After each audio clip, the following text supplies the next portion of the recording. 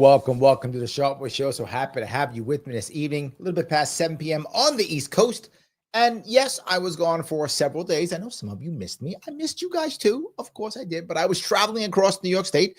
I went to five stops, supposed to do more, but had to cancel one because of logistical issues. How about that? That sounds pretty special, right? Logistical issues made me have to miss a stop, but I did make 5 of the 6, which was good.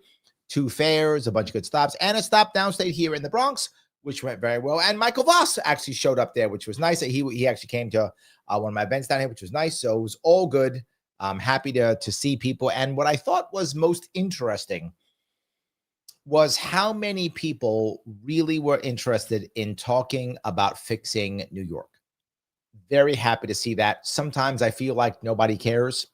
I know people care, but I feel like it sometimes. I feel like not enough people want to do something. But showing up matters. I keep saying showing up matters. When people show up, other people show up. Got recognized several times, which was nice. Whenever I get recognized downstate sometimes, but not as much. I get recognized far more upstate than I get recognized downstate. So, I mean, I get recognized here in the streets in the story every once in a while. But up there at a Stewart's, for those of you know where Stewart's are, at the gas station.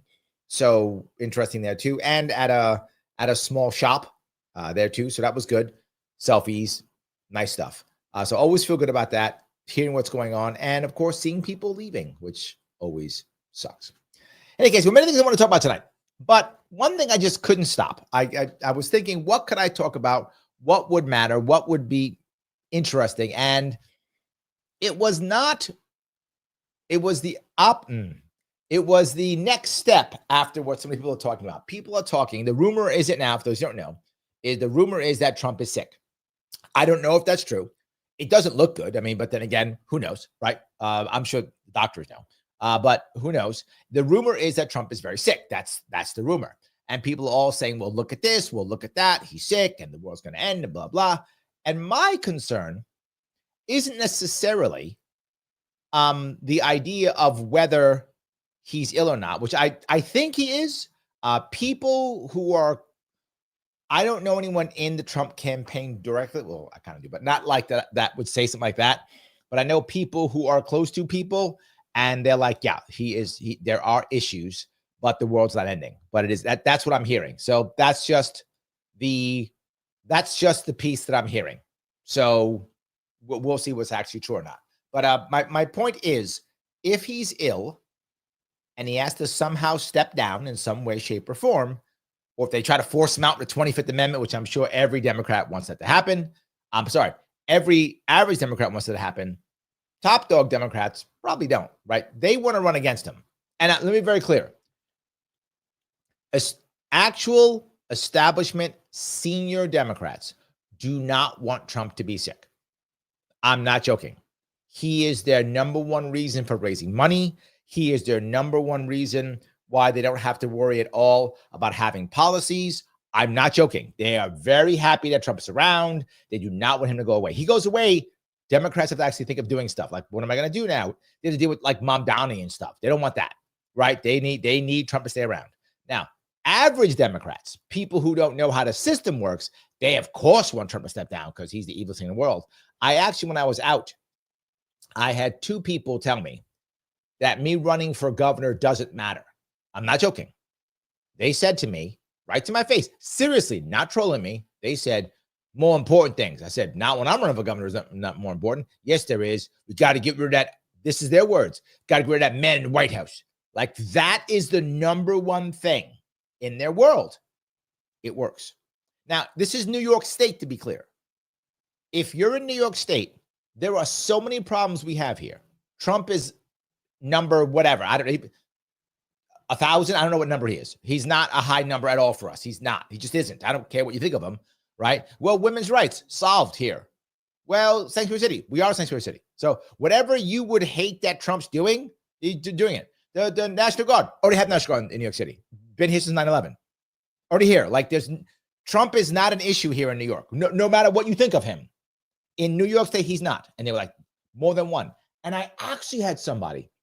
I told Mike this, because I was so surprised. Most Democrats in New York who will vote for Hochul, and obviously most Democrats will, almost all will, they're not voting for Hochul because they like Hochul. They're voting for Hochul because they hate Republicans, which I get. You're a Democrat, you're Republicans. Makes sense. I get it. You've been told that they're evil for decades. Makes sense to me. I get that. So I actually heard someone yesterday say, Larry, you don't need to talk to me. I like Kathy Hochul. And I was like, okay. And I was at a fair when she said that. So my next sentence was, I understand. Enjoy the fair. What could I say? There is literally nothing I could say for a woman who would look me in the eye and say, Larry, you don't need to talk to me. I like Kathy Hochul. I was like, okay, done and done. I appreciate that tremendously. At least we're clear on where she stands. I can't touch that. Enjoy the fair. That was it. So yeah, so there's an issue. All right. So for those of you who don't know, I want to give you a little bit of background just so you see it. This is from TYT, and they're bringing up, because of course they love this, they're bringing up what Alex Jones has been saying. Now, you might go, Larry, why would TYT use Alex Jones? Well, because, of course, it's funny for them. That's why they would use it. But not just that. To be forward, for those of you who know Alex Jones, he's been right on a lot of stuff. Not everything, clearly. But he has been right on a lot of stuff. He has been. He does have his ear to the ground on certain things. So, yeah. I predict Trump is going to have some type of collapse within the next 12 months at the current trajectory. I'm not saying he's going to collapse. I'm saying if he doesn't take his foot off the gas pedal, I guarantee you, and I've got stamina, way better than most people. If I had Trump's job at 51 for a month, I would have a nervous breakdown. You guys, Trump is tired, he is overworked, and now there is plenty of talk around Trump's health, from the strange bruising on the back of his hand to the now chronically swollen ankles. But don't worry, America. Vice President JD Vance is ready and able to step up if and when he should have to. So just to give you all a very quick rundown of how we got to this point, Trump's health was called into question when people started noticing bruising on the back of his hand. The bruising was sometimes covered up very badly to the point that it was almost even more That part surprised me, right? You would think that you would have makeup artists that were good enough and would know how to cover this up or something, right? Not that I want them to cover it up, but I'm just saying, it's professionalism, right? You would think you'd have someone who could do this, but noticeable with makeup.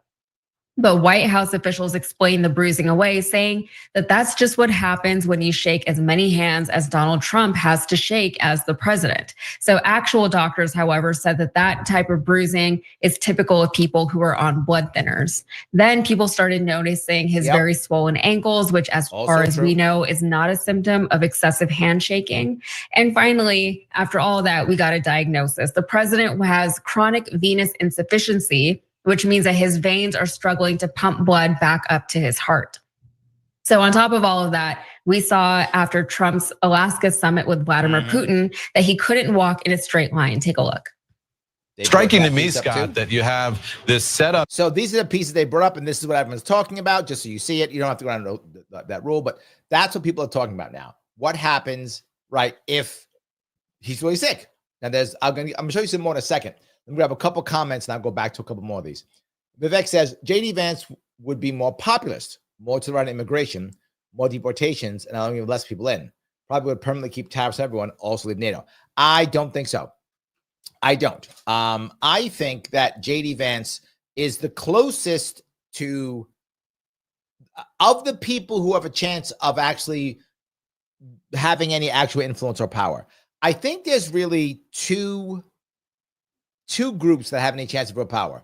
The neocons, who are going, if Trump steps down for any reason, if Trump leaves for any reason, I told you this months ago and I'll say it again, the neocons are going to try their damnness to come back. And you know who's going to help them? Establishment Democrats. I'm not even joking. You will watch establishment Democrats try to help them to get them all back. That's the John Thunes of the world, the Marco Rubios of the world. They will all come back, right? You'll see John Bolton will come out of the woodwork, right? All those guys will come back. Lindsey Graham will move to the front. Those guys are going to try their damnedest to retake it. I don't know, to your point, Vivek, if it's possible. I don't know if it is. I think it depends upon who can rally and how can people rally what is left, what will be left of whatever America First is. I don't know what that will be, to be forward with you. If it is broken or not united or something like that, the neocons could win it. If it is in some way united, if guys like JD Vance and Vivek Ramaswamy, Tulsi Gabbard, if they all get together to try to create some kind of America First type thing and to make the Republican Party, I think, that will be the one. But I think what they'll do is they'll end all the tariffs. All of them. Gone. Back. They'll go back to whatever. That's my other issue. I think what will happen. A lot of Trump's ideas are gone if he goes away. A lot of them are gone because they're his, and they can only be pushed by his force of will. That tariff stuff could go. No one else could have pulled tariffs off except him. In fact, the courts just said he can't. But if anyone could push it, it's him. If he doesn't push it through force of will, tariffs are gone. I disagree completely with that. I think tariffs are gone. I think deportations end.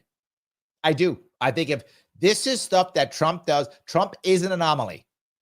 If he doesn't push it, nope.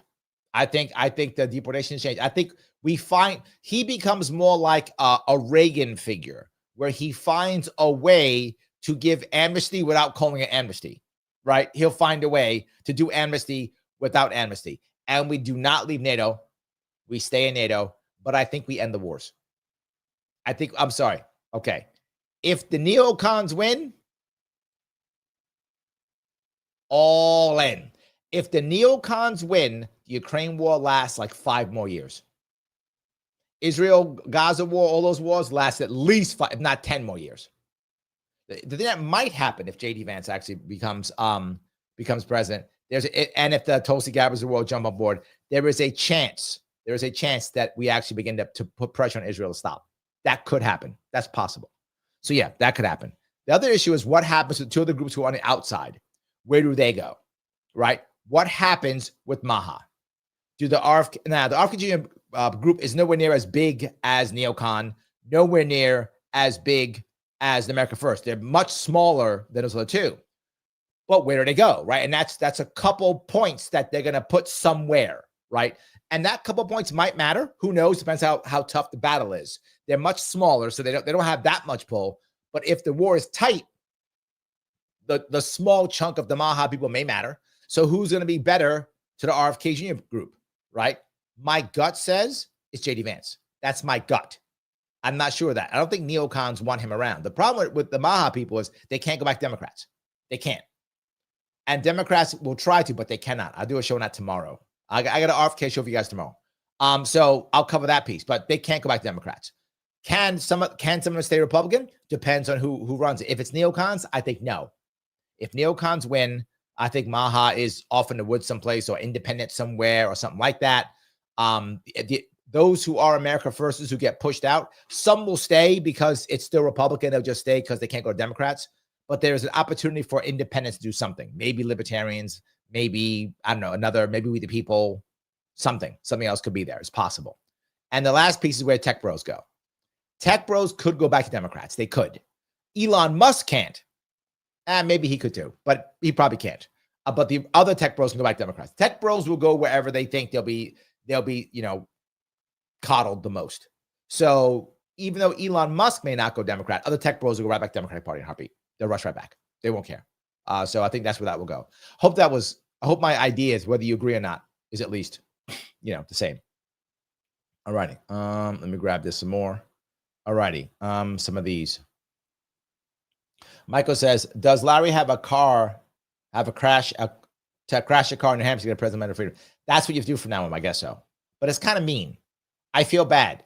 Look, I'm clearly not a massive Giuliani fan, but I don't want the guy. For those of you who know, Giuliani had a car accident, a serious car accident in New Hampshire. So yeah, I don't want anything bad to happen to the guy. I don't feel that way about him at all. I'm actually friends with his son, Andrew. I like Andrew. I don't want his dad to, I'm not looking for that.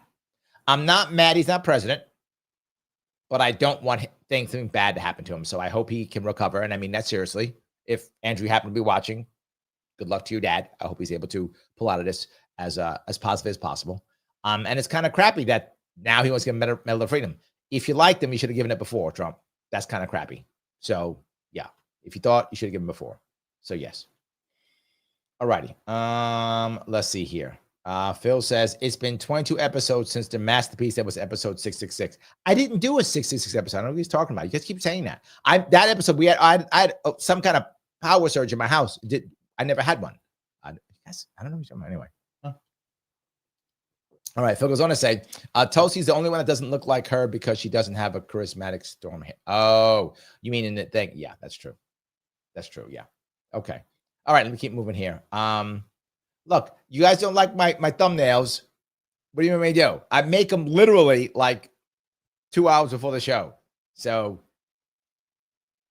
you get what you get. What do you want me to do, guys? I'm doing my best. So anyway, all righty. Kim says, howdy, howdy. All good Sharpies. I appreciate you guys being here. I do. Absolutely. I think I covered a bunch of those. Okay.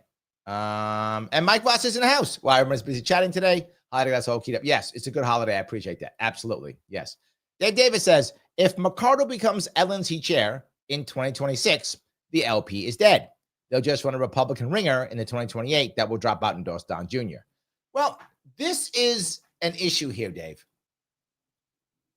Clearly, you know that I don't want the LP to run someone who drops out and endorses somebody. Obviously, I don't want that. You saw who I endorsed. I wanted me and Lars to run to the end. I didn't drop out and do that. That's not what I did, not what I would do. So, of course, I don't want that. Here's our problem, though, Dave. Our problem is we've been failing so badly that so many people don't believe in the party anymore. It's just true. I know. How do I know that? In my own state, New York, we have failed miserably to grow our party, to staff our counties, to move forward. We have not done a good job. And I'm sure it's other states too. I'm just being very forward. Since 2020, since the lockdowns, since after we didn't do as well as we did with Joe Jorgensen as we did with Gary Johnson, that was the end of us, right? People are mad about McCardle. I get it. But whether you like her or don't, she is a symptom of the problem that we've had. We worry more about virtue signaling than getting anything done. I told people who to pick in 2016, in 2020, and in 2024, and they ignored me every time. And I was right every time. I was proven afterwards correct every time. And they're worried about other things. And that's what you're going to do. As we keep making errors and failing, people don't trust the system anymore. So now McCardle comes in and says, I got a plan. And what do I always say, Dave? No plan or a bad plan. What do people pick? The bad plan. Every goddamn time. So we can be mad at Angela if we want to. You can be mad at her and think, oh, it's the end of the world. We can all think that. That's great. But if we don't have a better plan, that's the plan we're getting. Because that's always the plan we get if we don't have a plan. So I hope to have a better plan again. And I hope this time the LP listens, because that would not be my plan. That's what I would say. That would definitely not be my plan. Hopefully the LP will listen and we'll have a better plan. Thank you for the $5, my friend. I understand your frustration. I'm just explaining it. So yes. All righty. Humira says, Larry for governor of New York. Thank you. I appreciate that. Yes, I appreciate that. There we go. So I'm trying my best to make impact. So yes. All righty. Let's see here. Phil says, thanks for coming to the, if I say it right, Scatacoke. Did I say it right? Fair. It's a huge reward for the faithful in Rensselaer County as well. I got to tell you, this part was very good, Dave. I was just saying how New York State has, struggled to do well. The Libertarian Party struggled to do well in New York State. For the two fairs that I went to, great turnout. 3 people in the booth in Rensselaer County, 2 people in the booth in Columbia County, plus me, plus people walking around. I mean, I must have shook hands and kissed babies with like 50 people more. So yeah, it was very good. Hats off to Rensselaer County and to Columbia County. Well done, guys. Well done. Very good. So yes. Where are you going? Yes, I was in Hunter. That's in Greene County, right? Hunter's in Greene? I think it's in Greene County. I was in Hunter. Yes. So there we go. All righty. Let's see here. Duke says, would it be weird if I fly to New York from Cali for stuff with Larry? It would be weird. I am often in California. In fact, I will be in California in October. I will tell you when. So it'll be funner. I mean, California's big enough you have to fly anyway. I will be in the San Francisco area, probably with 2 separate events in October. So if you can get to the San Francisco area without flying, you don't have to. You can come to either of those events and you can get a selfie, hang out with me. I will be in the San Francisco area. I'll let you know details when I know. It'll be about a month and a half from now. In that area, I will be in the San Francisco area. So yes, don't bother flying out if you don't want to. Instead, see me in California in October. I will be there. So, and of course, Pete coming in. 32 trillion, 204 billion, 886 million, $498,253.39. That's what we still owe. Whether Trump is sick or not, that number still goes up. Either way, that number goes up. Yes. Mike says, at Trump's age, given the pace he's kept, he's likely suffering from exhaustion. I think that's a guarantee. The question is, there's something else, right? I think, Mike, I think that's a guarantee. I think you have to at that point. I don't care what shape you're in. You have to. I would agree. I think that's true. I don't know what else is there though, but sure, 100%. So, all right. Joel says, if the orange man goes away, they have nothing. This is what I'm saying. The establishment does not want him to go away. They're going to send their best doctors. They're going to, Democratic establishment will send their best doctors. Please keep him alive. Please keep him alive.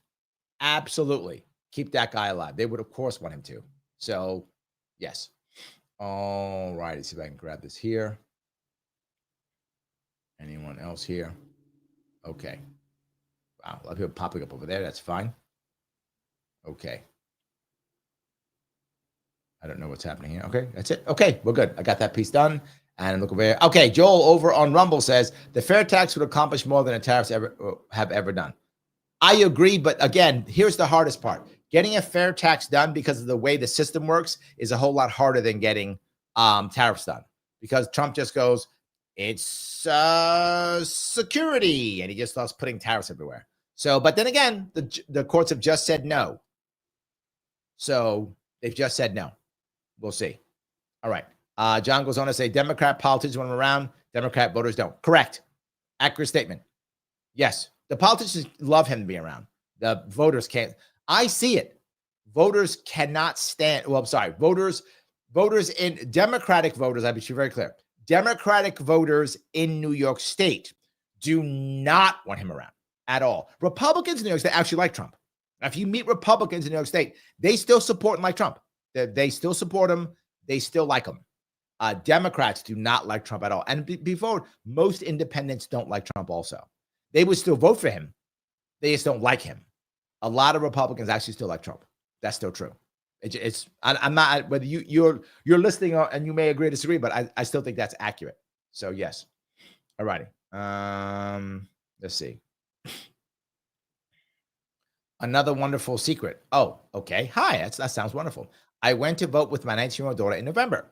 We voted for the candidate who was out on bail, $200K foster bail, Browns, Georgia, was found guilty of felonies and was found liable for SA. I don't want to say it, you get me in trouble.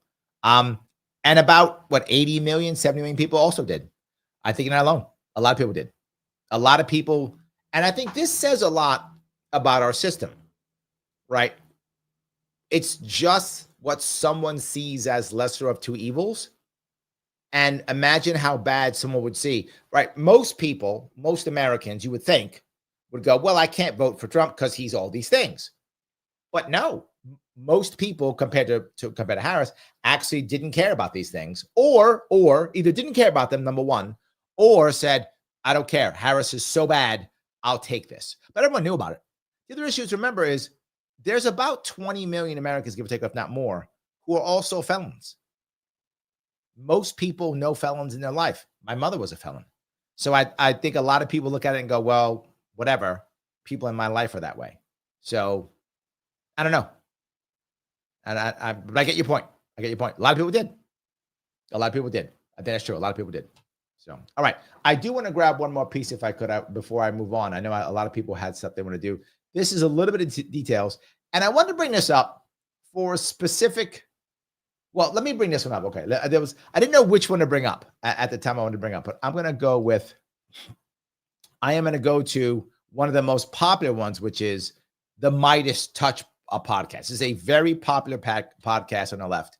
But if I'm not mistaken, I think it's starting to beat Joe Rogan, if I'm not mistaken, or at least compete with him, if not beat him. So yeah. Too good for Donald, and the attempt by the White House to show us signs of proof of life continue to backfire. At this point, they're going to show us photos of Donald Trump from the 1980s and say, see, everybody, here's the official photo from the White House of Donald Trump heading to play golf this morning. Now, what he's talking about is Donald Trump supposedly, again, I haven't done my full homework on this. If Mike's listening, he may know. But supposedly Trump has not had any press conferences or press showings in like 3 days or something like that. And for Trump, that's like, what? Why? Because Trump's like always in front of cameras, and he didn't. So him not being in front of cameras, now everyone's like, oh my God, he's not in front of cameras. The world's ending. And I get it. That's not a silly thing to think. Trump loves the press. He loves being in front of cameras. So him not being in for 3 days, that is something to go, okay, what's up?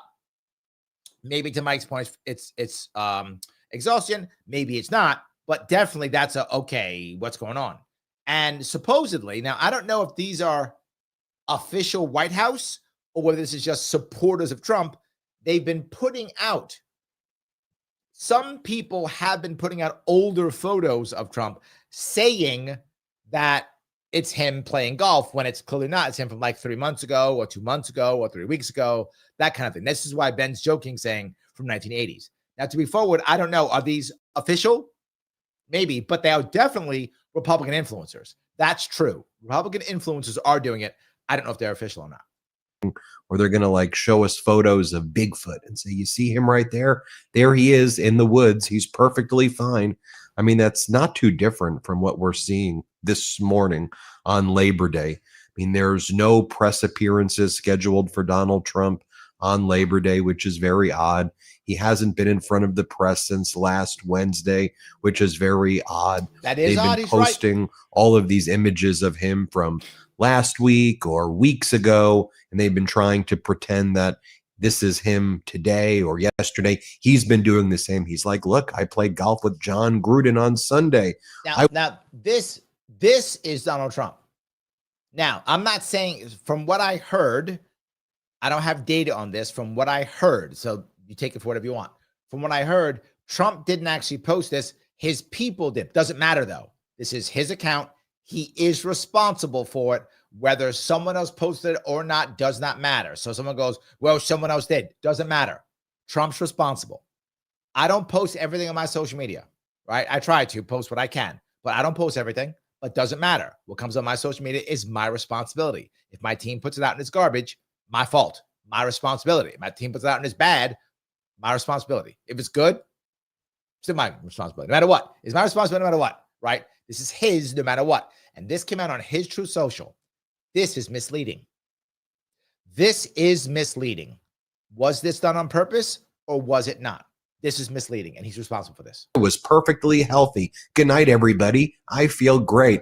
We're like, you played golf with him on August 23rd. Like, we have the receipts. That was not yesterday. Yep. And you're just causing more suspicion to arise. This is what they're saying is his photo today on Labor Day. Look at him right there. Even if that is the photo, I mean, he's deeply unwell. Here's the Bigfoot shot of him. Not actually Bigfoot, but they're claiming this is him right there on the golf cart right there. I don't know if that's a nurse behind him or what's going on there. Or this is a photo that a right-wing radio host posted.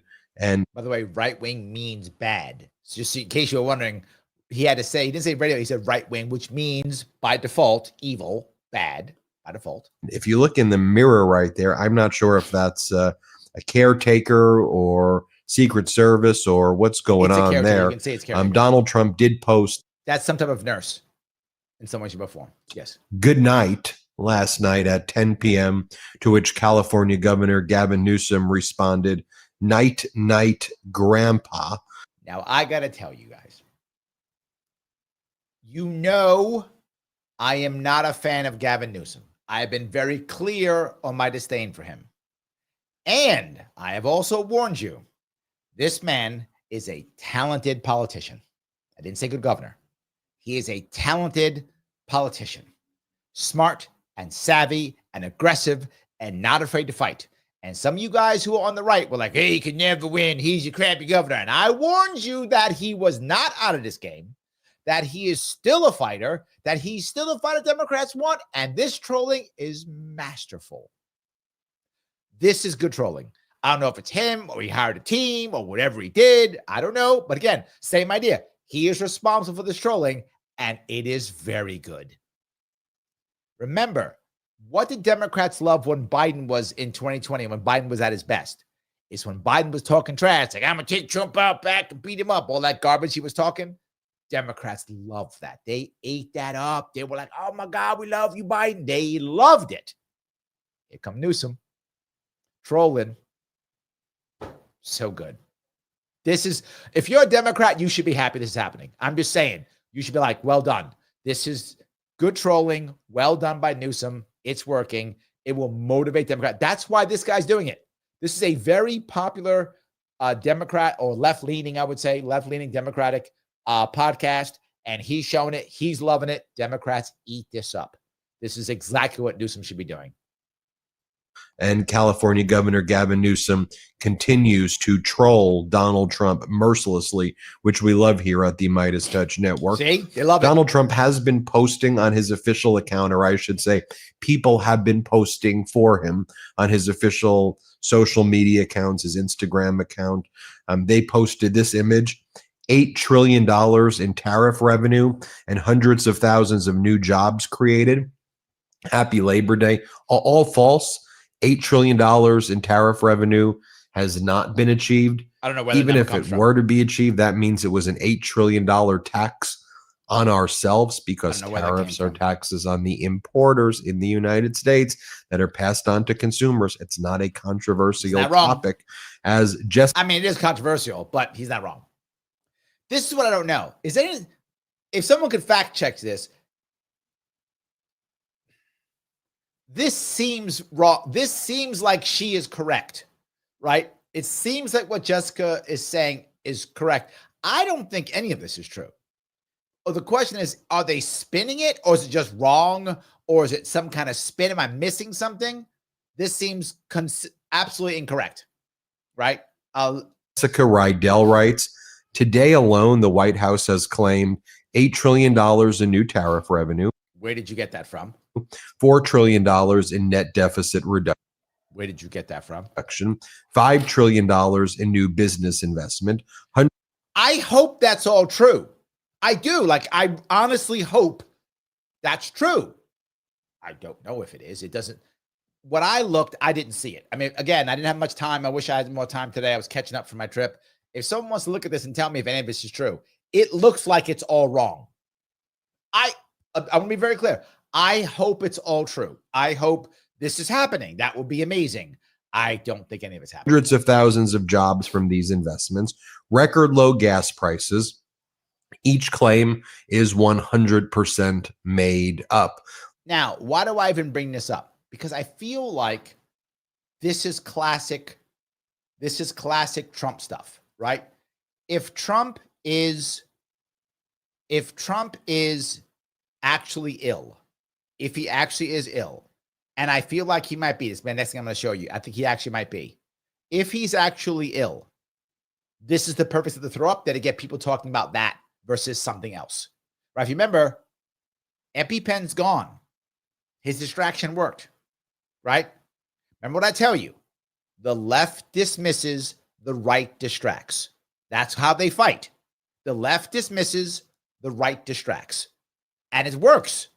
Both of those work, right? So that's why they do it, because it works. I don't know about this one. If someone could check it out, I'd appreciate it. I'm not just going to grab some more comments for the next week. I got one more I want to show you before I keep going. Go to grab a couple more of these. All righty. Oh, you guys didn't like when I let the Hoke woman walk away. Becky says, start an argument. So just ask what's about Hoku, because even the Democrats don't. No. What they always say, I know what they say, Shelly, is they're going to say things like she's protecting women's rights. They always say that because Kathy Hochul always focuses on that. Then you might go, Larry, don't women's rights matter? They do. I'm not saying they don't. What I'm saying is it doesn't matter in New York. Why? Everything that you would care about for rights of a women in New York is already codified in our law and our constitution. It's already codified. All that Hochul can do is virtual signal more, which is useless, and or make illegal things illegaler or make legal things legaler. There's nothing that's going to change, right? Whatever issues you may care about women's health, whether that's a right to I don't want to say it on YouTube, baby ending, whatever word you want to say, right? Any of that, any woman's right for anything else she may want, it is codified in New York State. We just had a new law that made basically the Equal Rights Amendment. I mean, it's in our Constitution, right? It's law. Nothing is going to stop it. There is, and when I say this, I mean this literally. There is zero chance, not 0.2, not 0.5, not 1, zero chance, zero of any women losing any rights in New York State. Now, other states, different issue. In New York State, zero chance. I will bet anybody any amount of money that no women lose any rights in New York State. That's not a thing. It doesn't even matter what the federal government says. It is irrelevant because our stuff is all codified here in our Constitution and in law multiple times. And the state's 3-1 Democrat to Republican, and the whole judicial system is run by Democrats. So there is zero chance in New York State. So as far as New York State's concerned, it's just virtue signaling. I'm going to fight him, or it means nothing. So that's why I know what she's going to say already, and there's no need to have the argument. It's irrelevant. She doesn't care. The reality is most people like her, like that woman, and I know I can just look at her, I know. And yes, I'm going to judge her. I don't care. I'm right. I'm just going to judge her. She's utterly privileged. She's financially fine. She's socially fine. She's doing well. She's privileged. Privileged people can care about virtue signaling because they're doing fine. She's just privileged. She ain't want to pay her bills. She's not worried about any of that stuff. She's socially fine. She's financially fine. She's good. She can be privileged, and she is. So she can worry about, I want a virtue signal. That's what she cares about. So anyway, let me move on. All right. Yeah. See, Mike's talking about the same thing. He says nothing productive can come from a person with that mentality. They are the vote blue no matter who people. It's true. Republicans are evil. So there we go. Yes, that's it. So that's how that works. All righty. Phil brings the most important piece. President Vance would be our first president in 100 years with a beard. Far more important. Far more important. I agree. So, Woke Buddha Black says, I caused Alex Jones to have a nervous breakdown. Congratulations. Maybe. I guess. Is that good? So, Phil says, I'm going to start a rumor that Melania is a shadow president. Yes. Oh, excuse me. Dave says, Trumpicans won't accept JD Vance. The problem, Dave, is who are they going to accept? And then, of course, that's what I meant by the breakup, right? I think you've hit the point I'm talking about. Who else are they going to accept? At the moment, he's the only one. There's no one else who could step in to actually deal with that. I mean, in theory, an outsider who could bring them together is someone like a Bannon, right? Steve Bannon's very popular in that regard. Internally, it'd be Stephen Miller, right? Right, that might be in that world. But the only one who has an actual power is going to be JD Vance. JD Vance could dismiss Stephen Miller if he wanted to. Just dismiss him and put him on the outside if he wanted to, right? If JD Vance becomes vice president, he can dismiss Stephen Miller and end it. Now, if JD Vance is savvy, I don't know how savvy he is. I've never met him. I don't know the man at all. So, and I mean, he seems a decent speaker, but not great. If he's savvy and his team is savvy, he's already creating an alliance with Bannon and with Miller. I'd already have an alliance with them both. If it was me, if I'm JD Vance, I'm advising him. JD, if you happen to be watching, I know you're not, but if you were, you should be having a sit down with Bannon today to, at a minimum, have him leave you alone. At minimum, because your point's valid, Dave. There are a lot of Trumpicans who will not support JD Vance unless guys like Bannon and Miller say, guys, he's fine. Take him. He's fine. He's listening to us.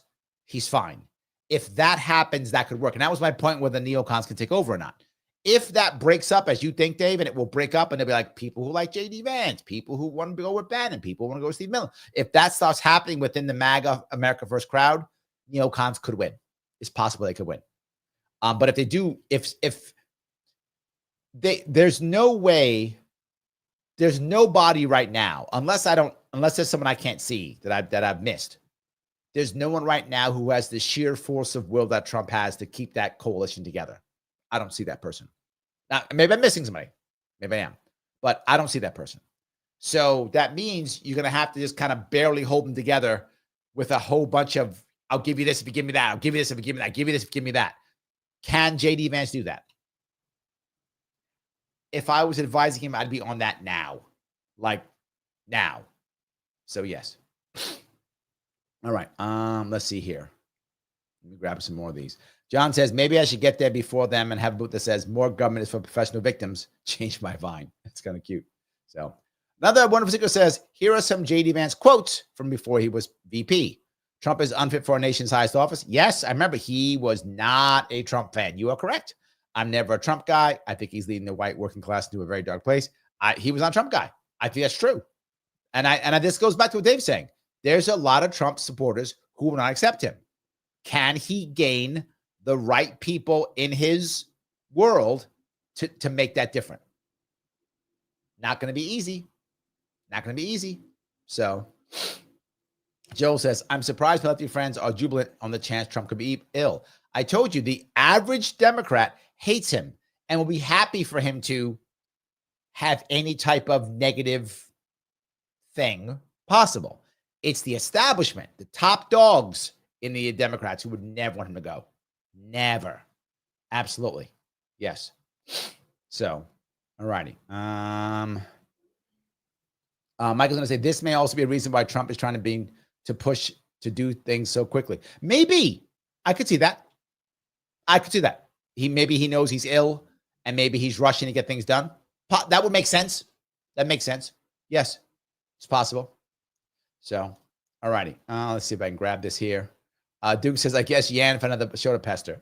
Yan can come if he wants to. Up to him. I don't mind.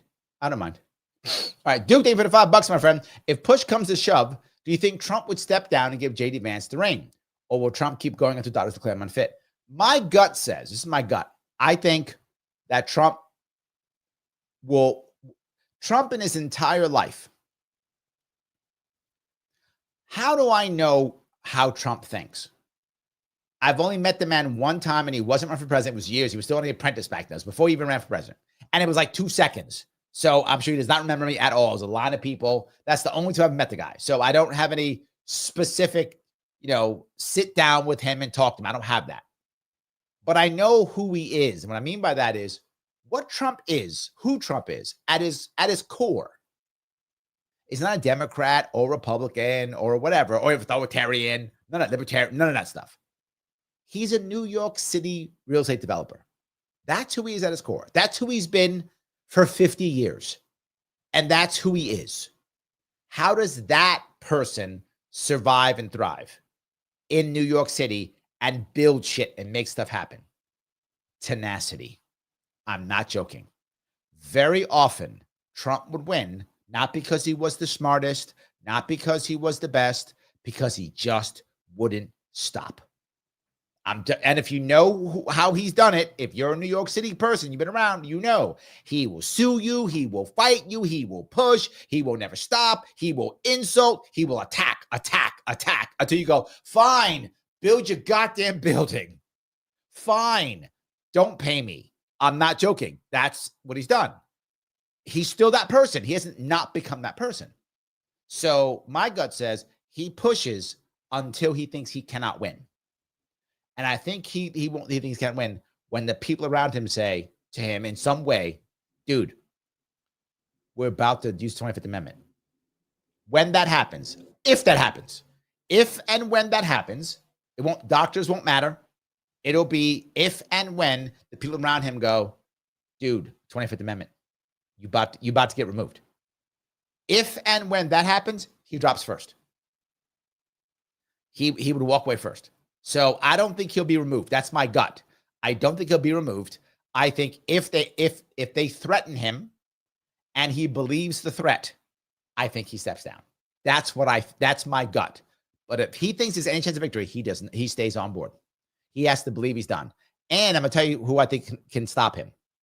I think there's only one person who actually can convince him. This is, again, I don't know this for a fact. This is my feeling because of who I am and who he is. His daughter.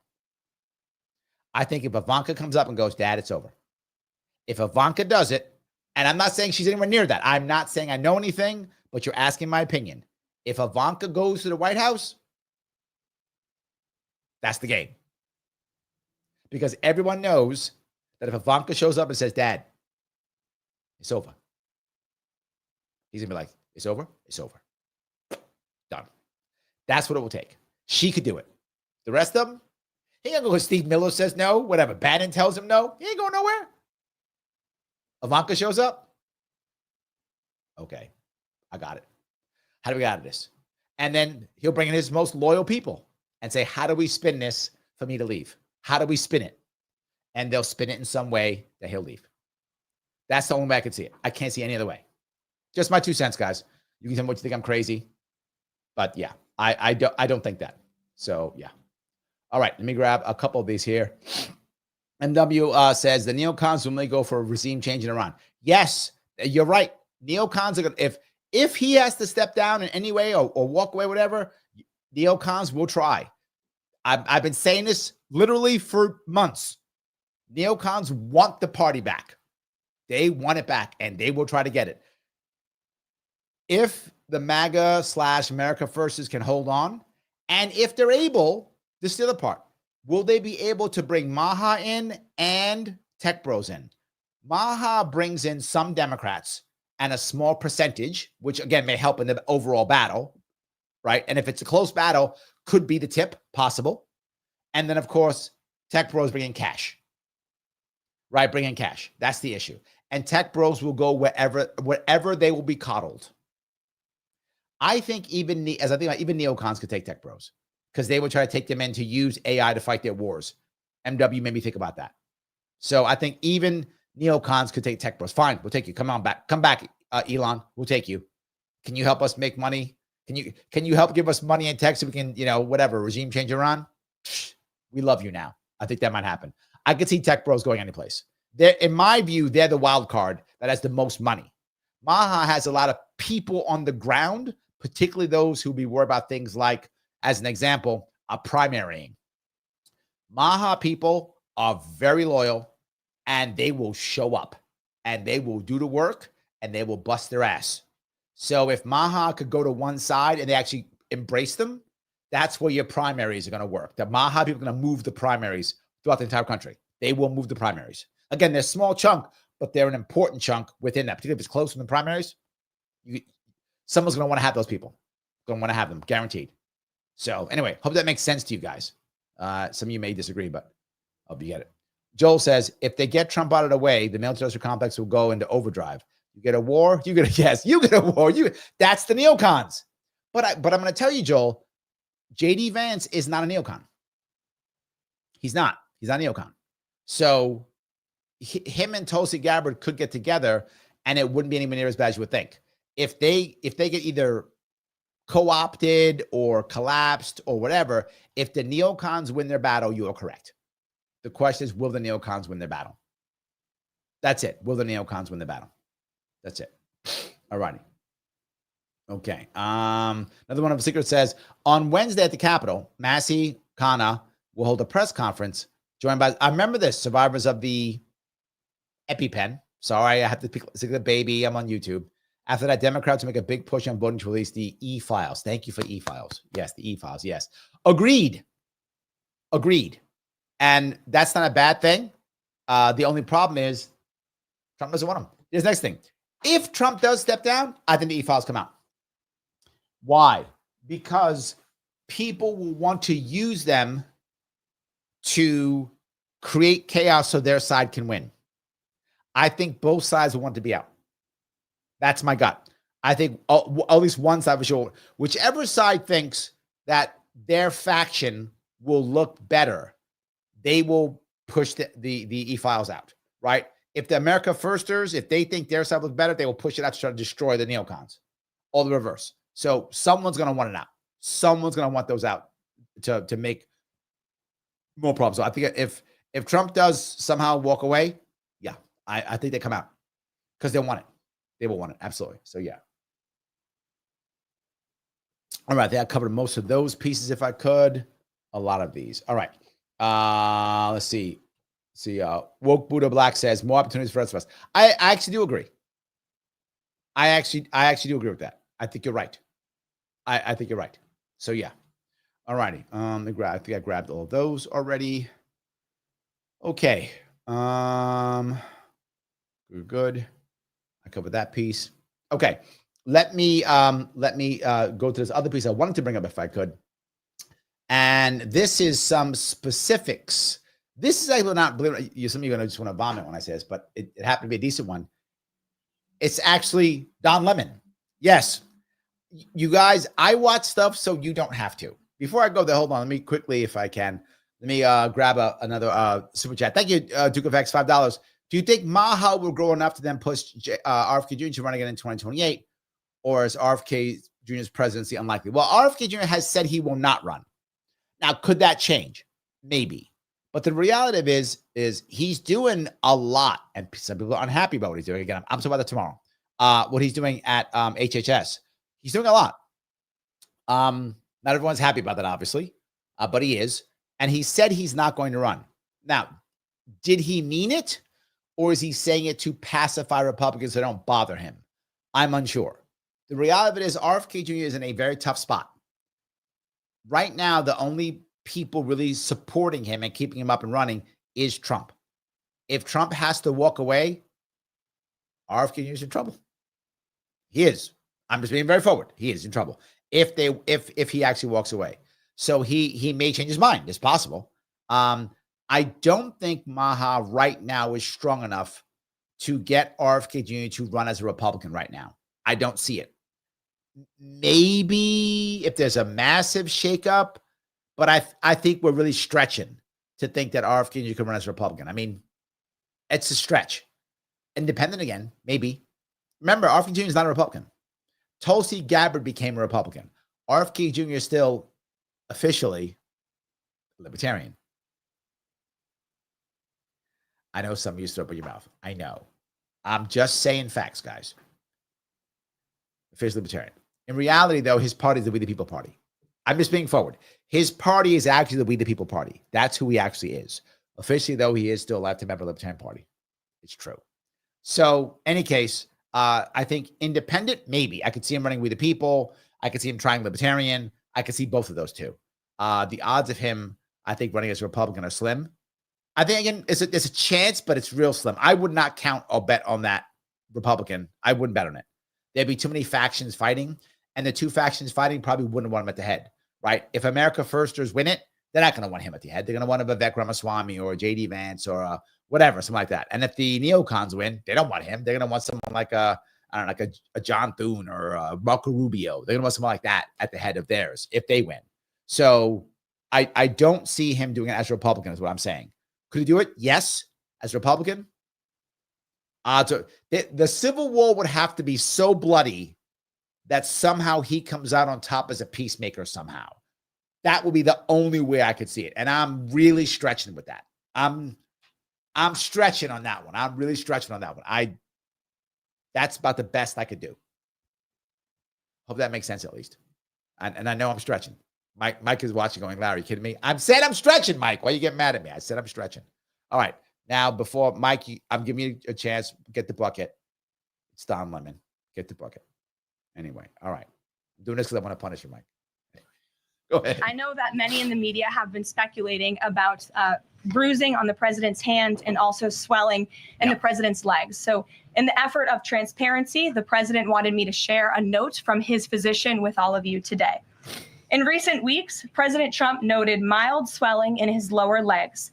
In keeping with routine medical care and out of an abundance of caution, this concern was thoroughly evaluated by the White House medical unit. There we go. The president underwent a comprehensive examination, including diagnostic vascular studies.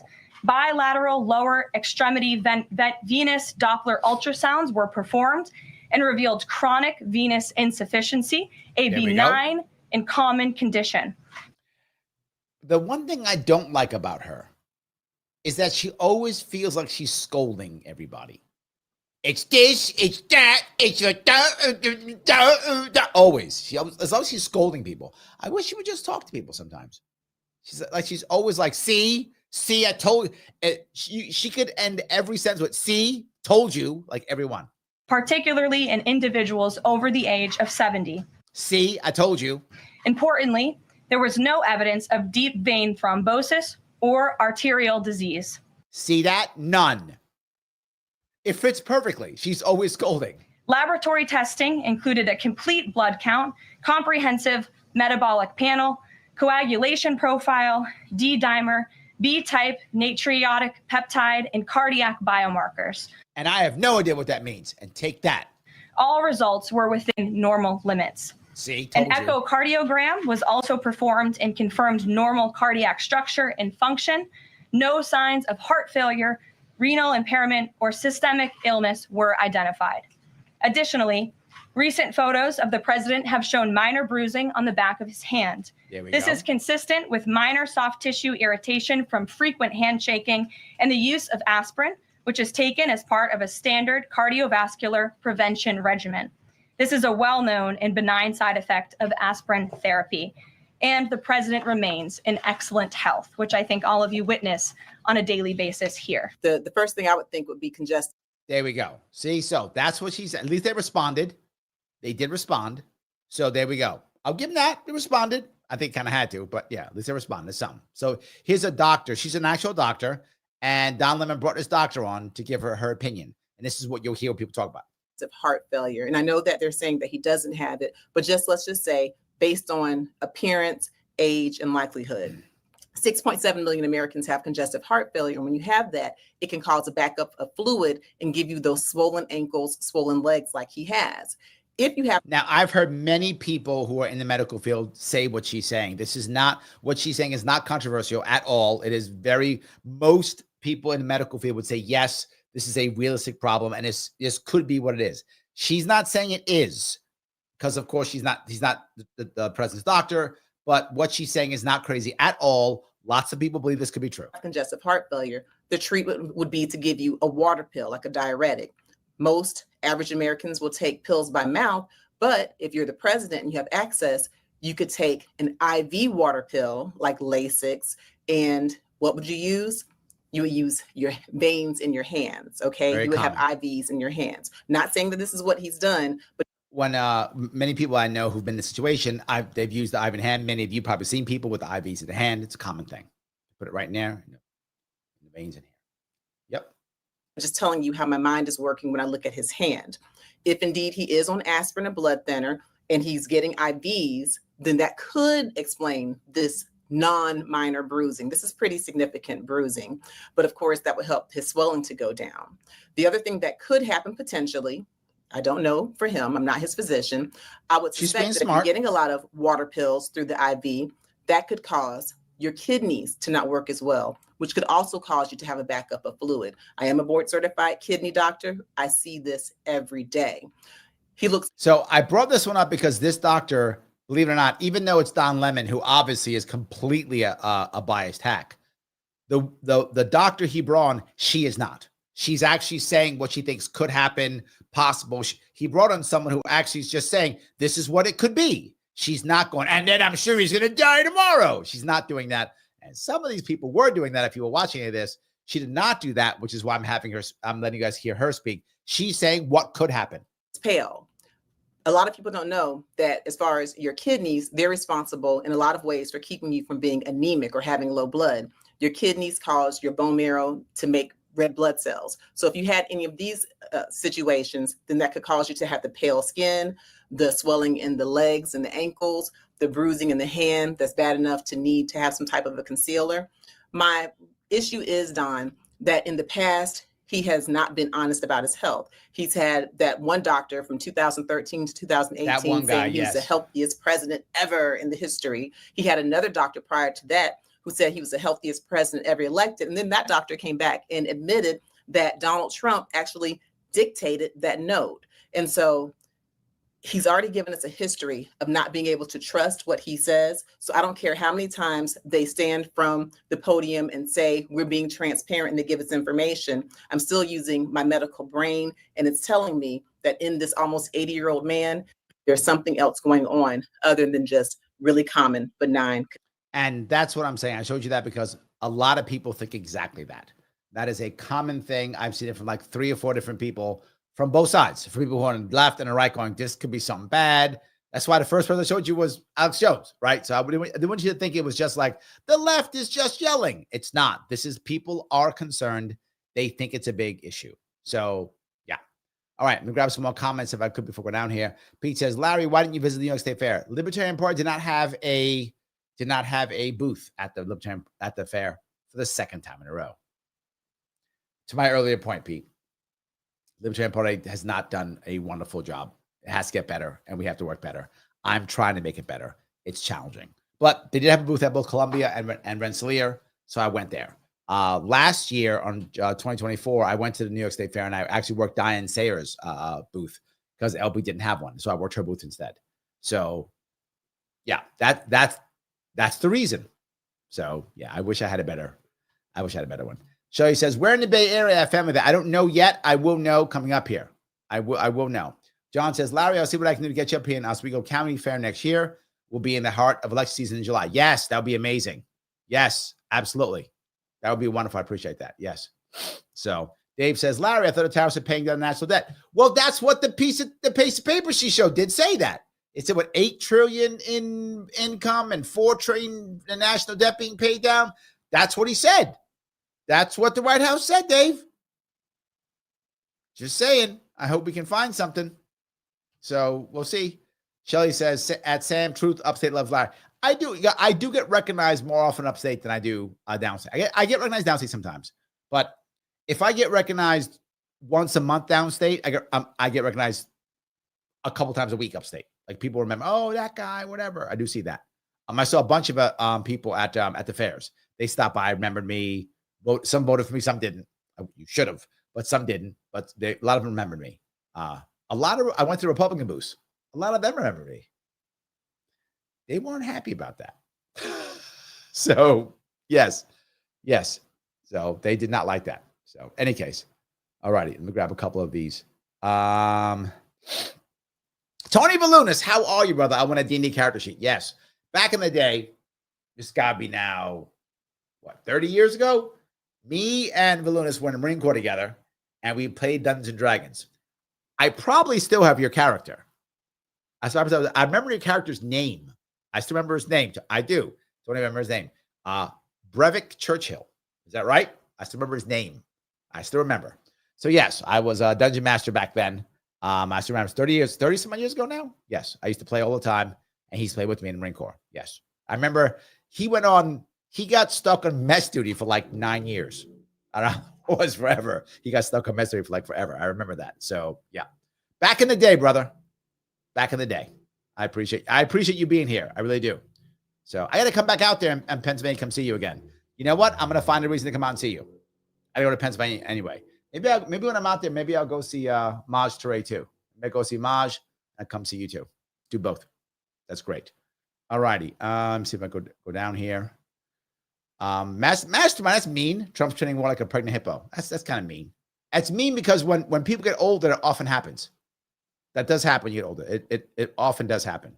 So Mike says, Trump has had the most press conferences of many presidents, but not unusual otherwise.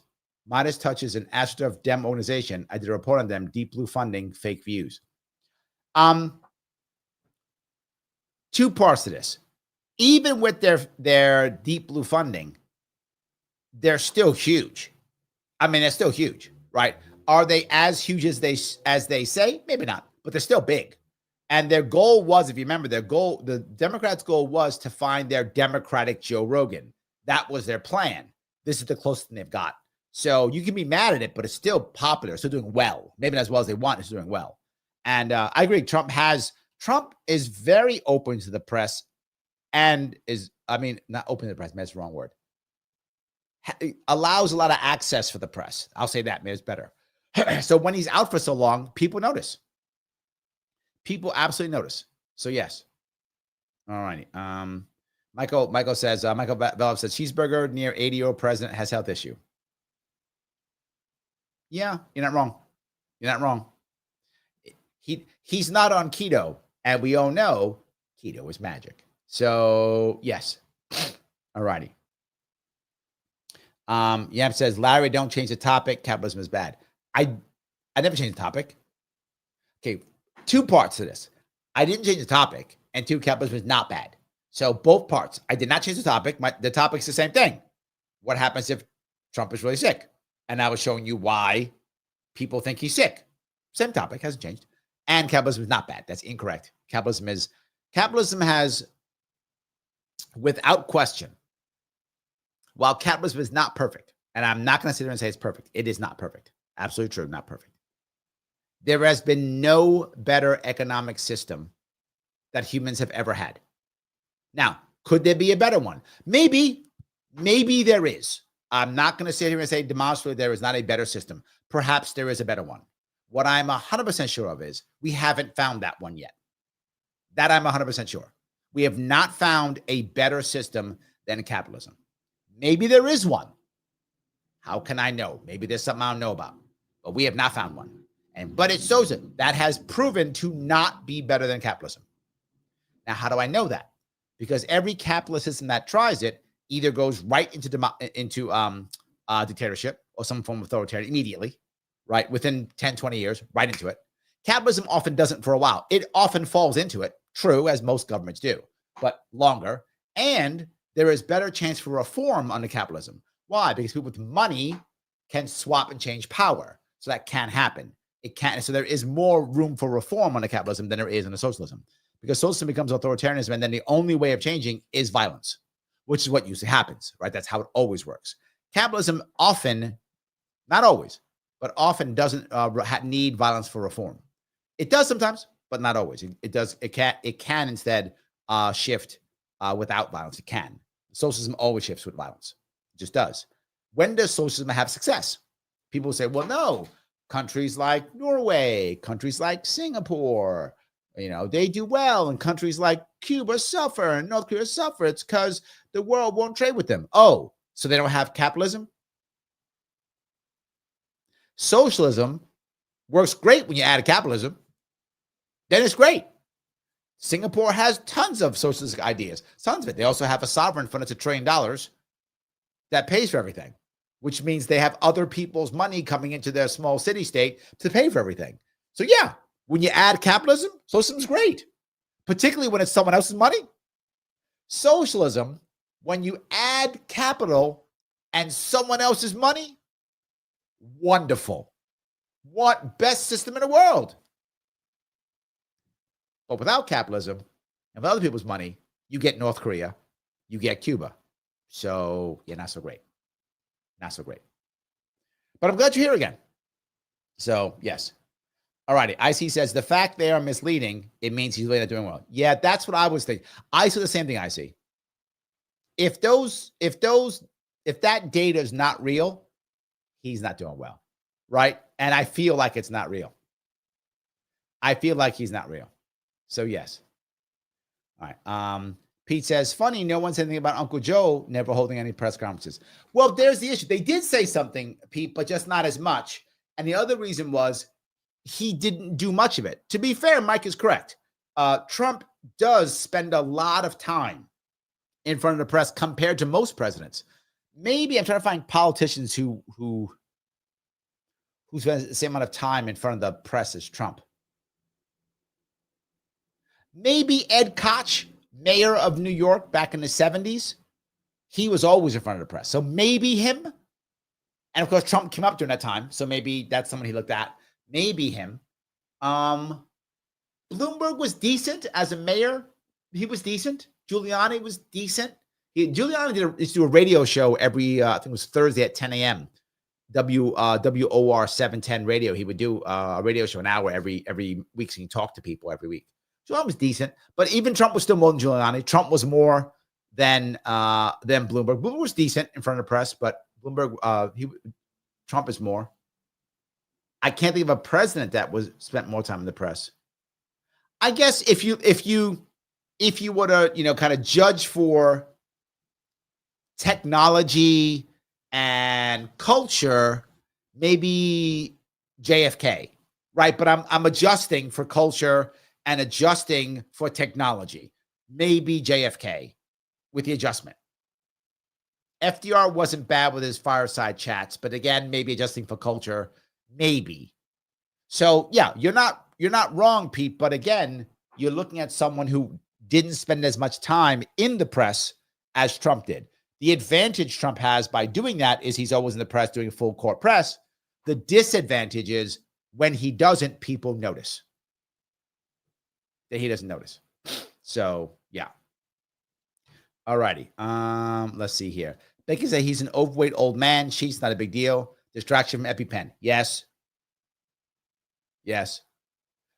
Midas Touch is not showing photo credits or source, likely as several press photos are abnormally fuzzy, means men retouched. No, those aren't. Those are the things that was released. You can pull those off of social media. Those are off social media, Mike. Those photos are off social media. You can pull them yourself if you want to. That's where they come from. They're off social media. So, and a lot of them are people who are a lot of them are released by right-wing influencers. That was my earlier point. I don't know. Are they official? I don't know. I don't know. I have no idea. But they're off. You can get them off. Those you can get off the internet. They're everywhere. Becky says Newsom's note is totally misleading. Trump is the only be his grandpa.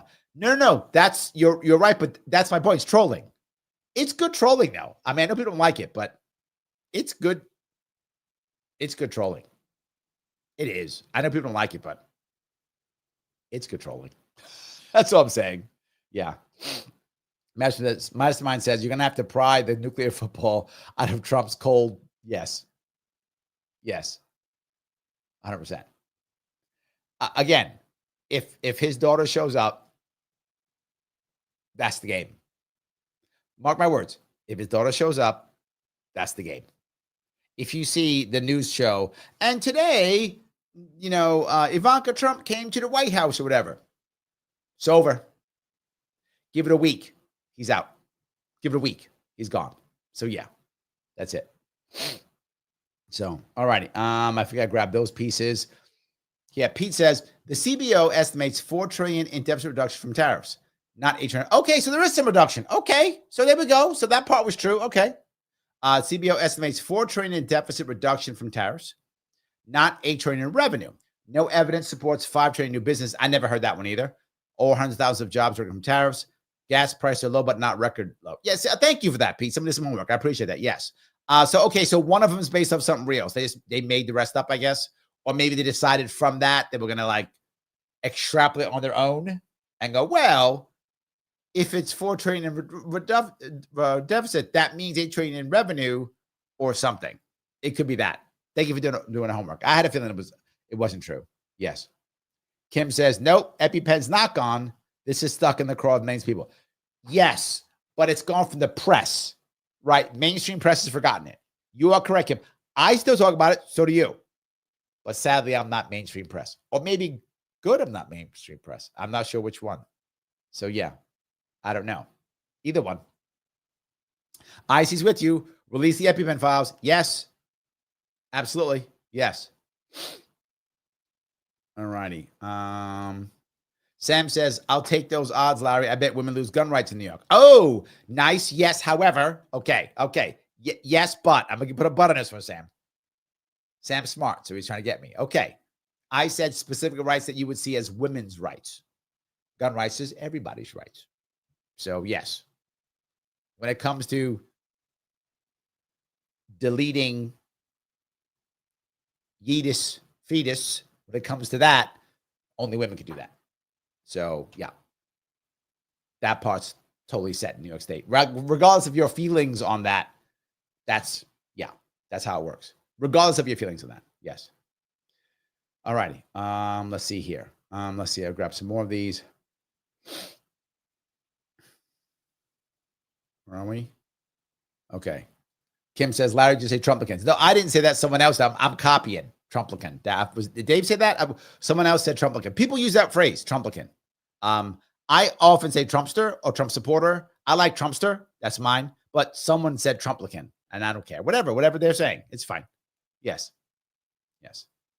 Dave says, if Trump does live to 2028 and not run again, then he'll convince his base to vote the way Trump wants.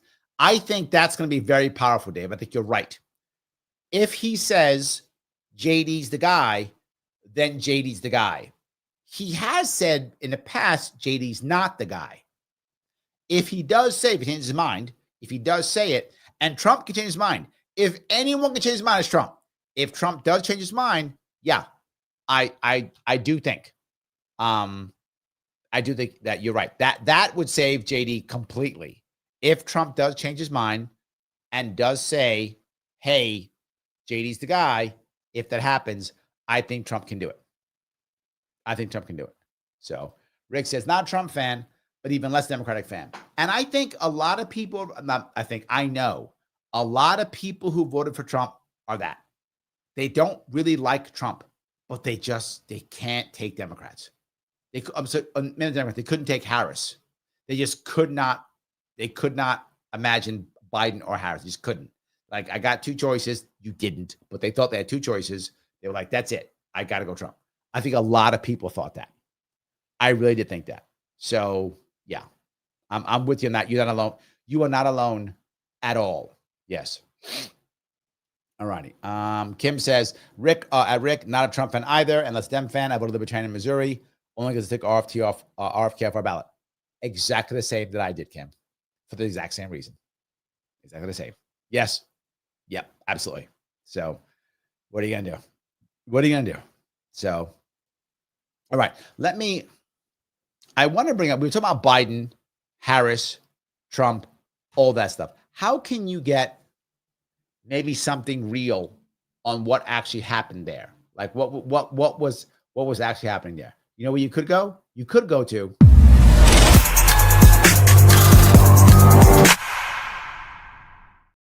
yes, you could go to Civil if you wanted to. If you wanted to, you go to Civil because Civil actually has something. Every single show I show you something interesting on Civil. And there's another piece that I think that you will enjoy on Civil. And that is, it's actually a chat on why did Biden actually drop out? What was actually happening at that point that made Biden drop out? This is Just Asking Questions, a show for inquiring minds on reason. Inquiring minds want to know this stuff. They do. When you elect me to this office, I promise to always level with you. That's true. He did. Tell you the truth. Yep. How truthful? He didn't do that though, but he did promise. He did not do that. But now they're going to ask, how truthful Has the Biden administration been? Just asking questions. This past month has been one of the most tumultuous in modern American political history. This was in July of 2024, about a year and maybe a month or so ago. And this is talking about what was happening then. You can go back and see what was happening, understand what people were thinking, both sides of this, not just Biden bad. I mean, Biden was bad, but not just Biden bad, real answers, how you can go back and forth. What do? Head over to civil.com and join up. When you join up, right-hand corner, you're going to see it's going to be light green. Click that light green piece and then put in the code Larry, L-A-R-R-Y, 50% off for the entire year. The whole year, $25. Not $25 a month, not $25 a show. The entire year, $25. Not just that, my show's on that too. Yes, I have special stuff on that too. Yes, I do. Stuff that's only on Civil. Yes, it's true. We fix it Wednesdays, only on Civil, on there only, no place else. You go there and see those shows if you want to. It's all there on Civil. Civil is going to give you the ideas, the back and forth. That's not, and it's the key, it is not the conflict machine.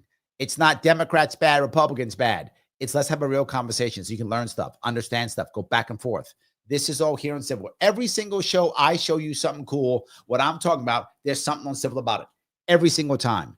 If you want to enjoy Civil, head on over there, join Civil. We are trying to upgrade civilization. Civil.com. The code is Larry, L-A-R-R-Y, the coolest name on the internet. It's true. $25 for the entire year. Jump on board. Check out some of my exclusive episodes of the things that are going on Civil. As soon as you can, pop on over to support the show. Thank you, guys. All right. I want to keep going if I can. Some of these here. All right. There's so many of these. I appreciate all of these. Okay. Kim says Trump wins by cheating like he plays golf. Sadly, they all cheat, but yes. Dave says no party will ever do a 25th Amendment. It's a political suicide of any political party that does it. Short term, yes. Long term, no. Because basically, the Republicans did it in, was it 70?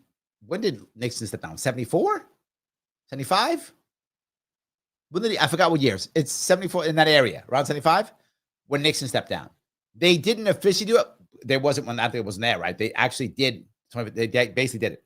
They went to him and said, you're done. You got to step down. Literally, the senators went to him. The Republican Party went to him and said, you got to go. You're done. You have to leave. So they did do it. Now, did that hurt them immediately? It did. Jimmy Carter got elected. So short term, it did hurt Democrats. But then they got Reagan and things began to turn. And by the 90s, things had totally turned. The Republicans had completely rebounded, right? So they rebounded in the 80s and then totally rebounded by the 90s. So that was happening. So without question, I think short term, yes. Long term, no. Long term, no. All right, I'll grab a couple more of these if I could. Excuse me. Wow, I got this cough again. I can't read this damn cough. I think I got sick when I went up there. Shaking too many hands, kissing too many babies. So Sherry says, Ivanka seems to be the only one who would help him understand what's best for him. You know, I'm a father of daughters.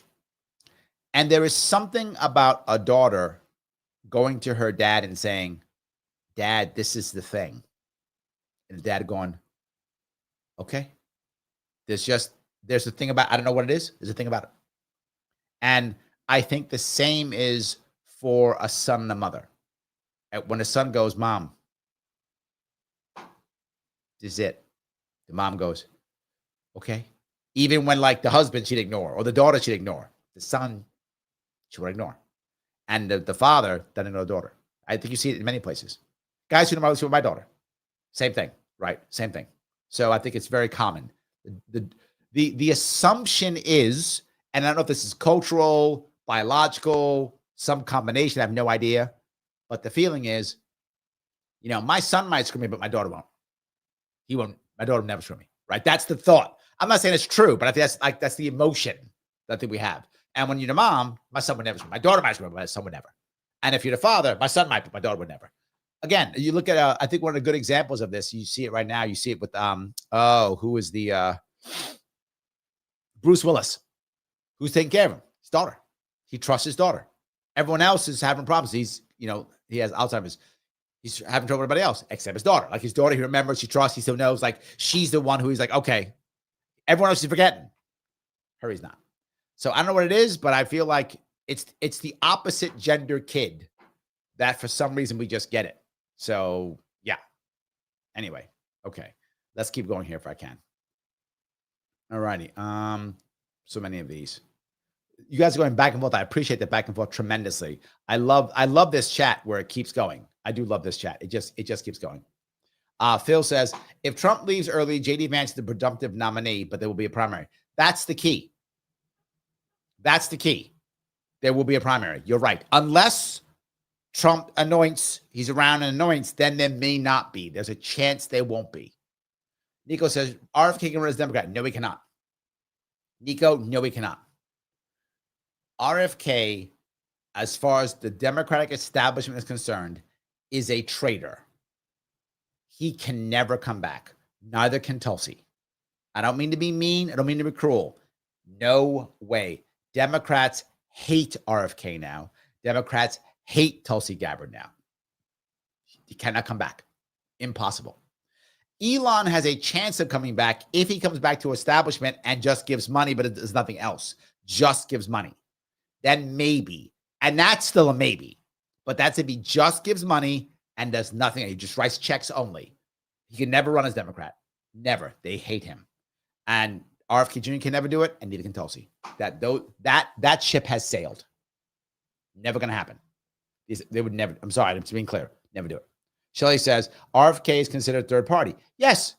And therefore verboten in his freeland vows. Correct. Hysterical, funny, true, and pathetic. All of those things. Correct. Craig says, RFK never registered as an L. Oh, is that right? So maybe he's still independent then. There we go. There we go. Mastermind says he's independent. He's I'm going to call it Z-Man. So I don't get, yeah. One of his worst takes, Mastermind. One of his worst takes. But true. But true. Yes. Kim says Donald Trump is not a Republican either. Okay.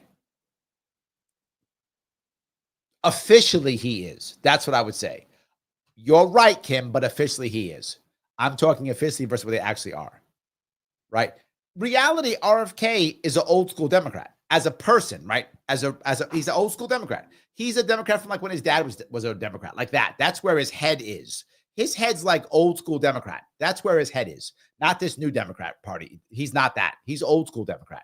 He doesn't think the new way at all. He doesn't. That's where his head is. But reality, I don't know. He's more independent now, I think, than anything else. So yeah. So all right. Neil goes on to say, if we take a look at the MAGA plan and invitations they have made so swiftly, we see the most successful branch of the Trump cabinet. I am with you. I agree, Nico. I agree. The RFK Jr. followed Trump's move a little bit later, but he followed it when it came to the full court press. When Trump first came out, he threw everything out. And even Bannon said it was the right answer. And look, if you want your agenda, I think it was the right move to get your agenda forward. But even Mike Voss mentioned it. He's like, at one point, you lose momentum, right? You can't keep pushing. It just doesn't work anymore. Eventually, the establishment is just so big, it begins to push back and you slow down. And that's what's happened to Trump now. He's still moving, but the speed is much slower. RFK is still moving pretty fast. He's still throwing a lot of stuff, though. He's still throwing more and more and more. And again, he's like, I got Trump on my side for now. I don't know how long I'm going to have him. So throw everything I can to see if he can get anything done. I think you're right. He's throwing a lot there. 100%. Yes. All righty.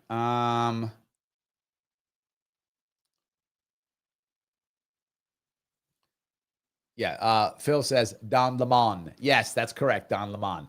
I know, but at least he actually had someone who just said stuff. So I was fine with it. Yes. I think he just said stuff. I was okay with it. He just said stuff. It's fine. She was okay. I still let it out to speak. Yes. All right. Mike says, Jeebus, who can afford on the test? You can. And so can I, because we paid for it. Taxpayers paid for it. So we can. Yes. So we can. Joe, so let's bring Alex Jones in as press secretary for a day or two. That would be amazing. That would be amazing. No, Mike says, Levitt is fighting press corps, so why be nice? Plus, she's fighting their spin. Being so matter of fact is needed. No, you don't have to be a jerk about it. No. Mike, you've seen people yell at me here. You've seen me take on people. I don't have to be a jerk about it. I can be, but I don't have to be. You don't have to be. And she's that way now permanently. Like, you could be fighting nobody, and she's still like, and no one's there. Like, no one's mad at her, and she still does it. This has become her norm.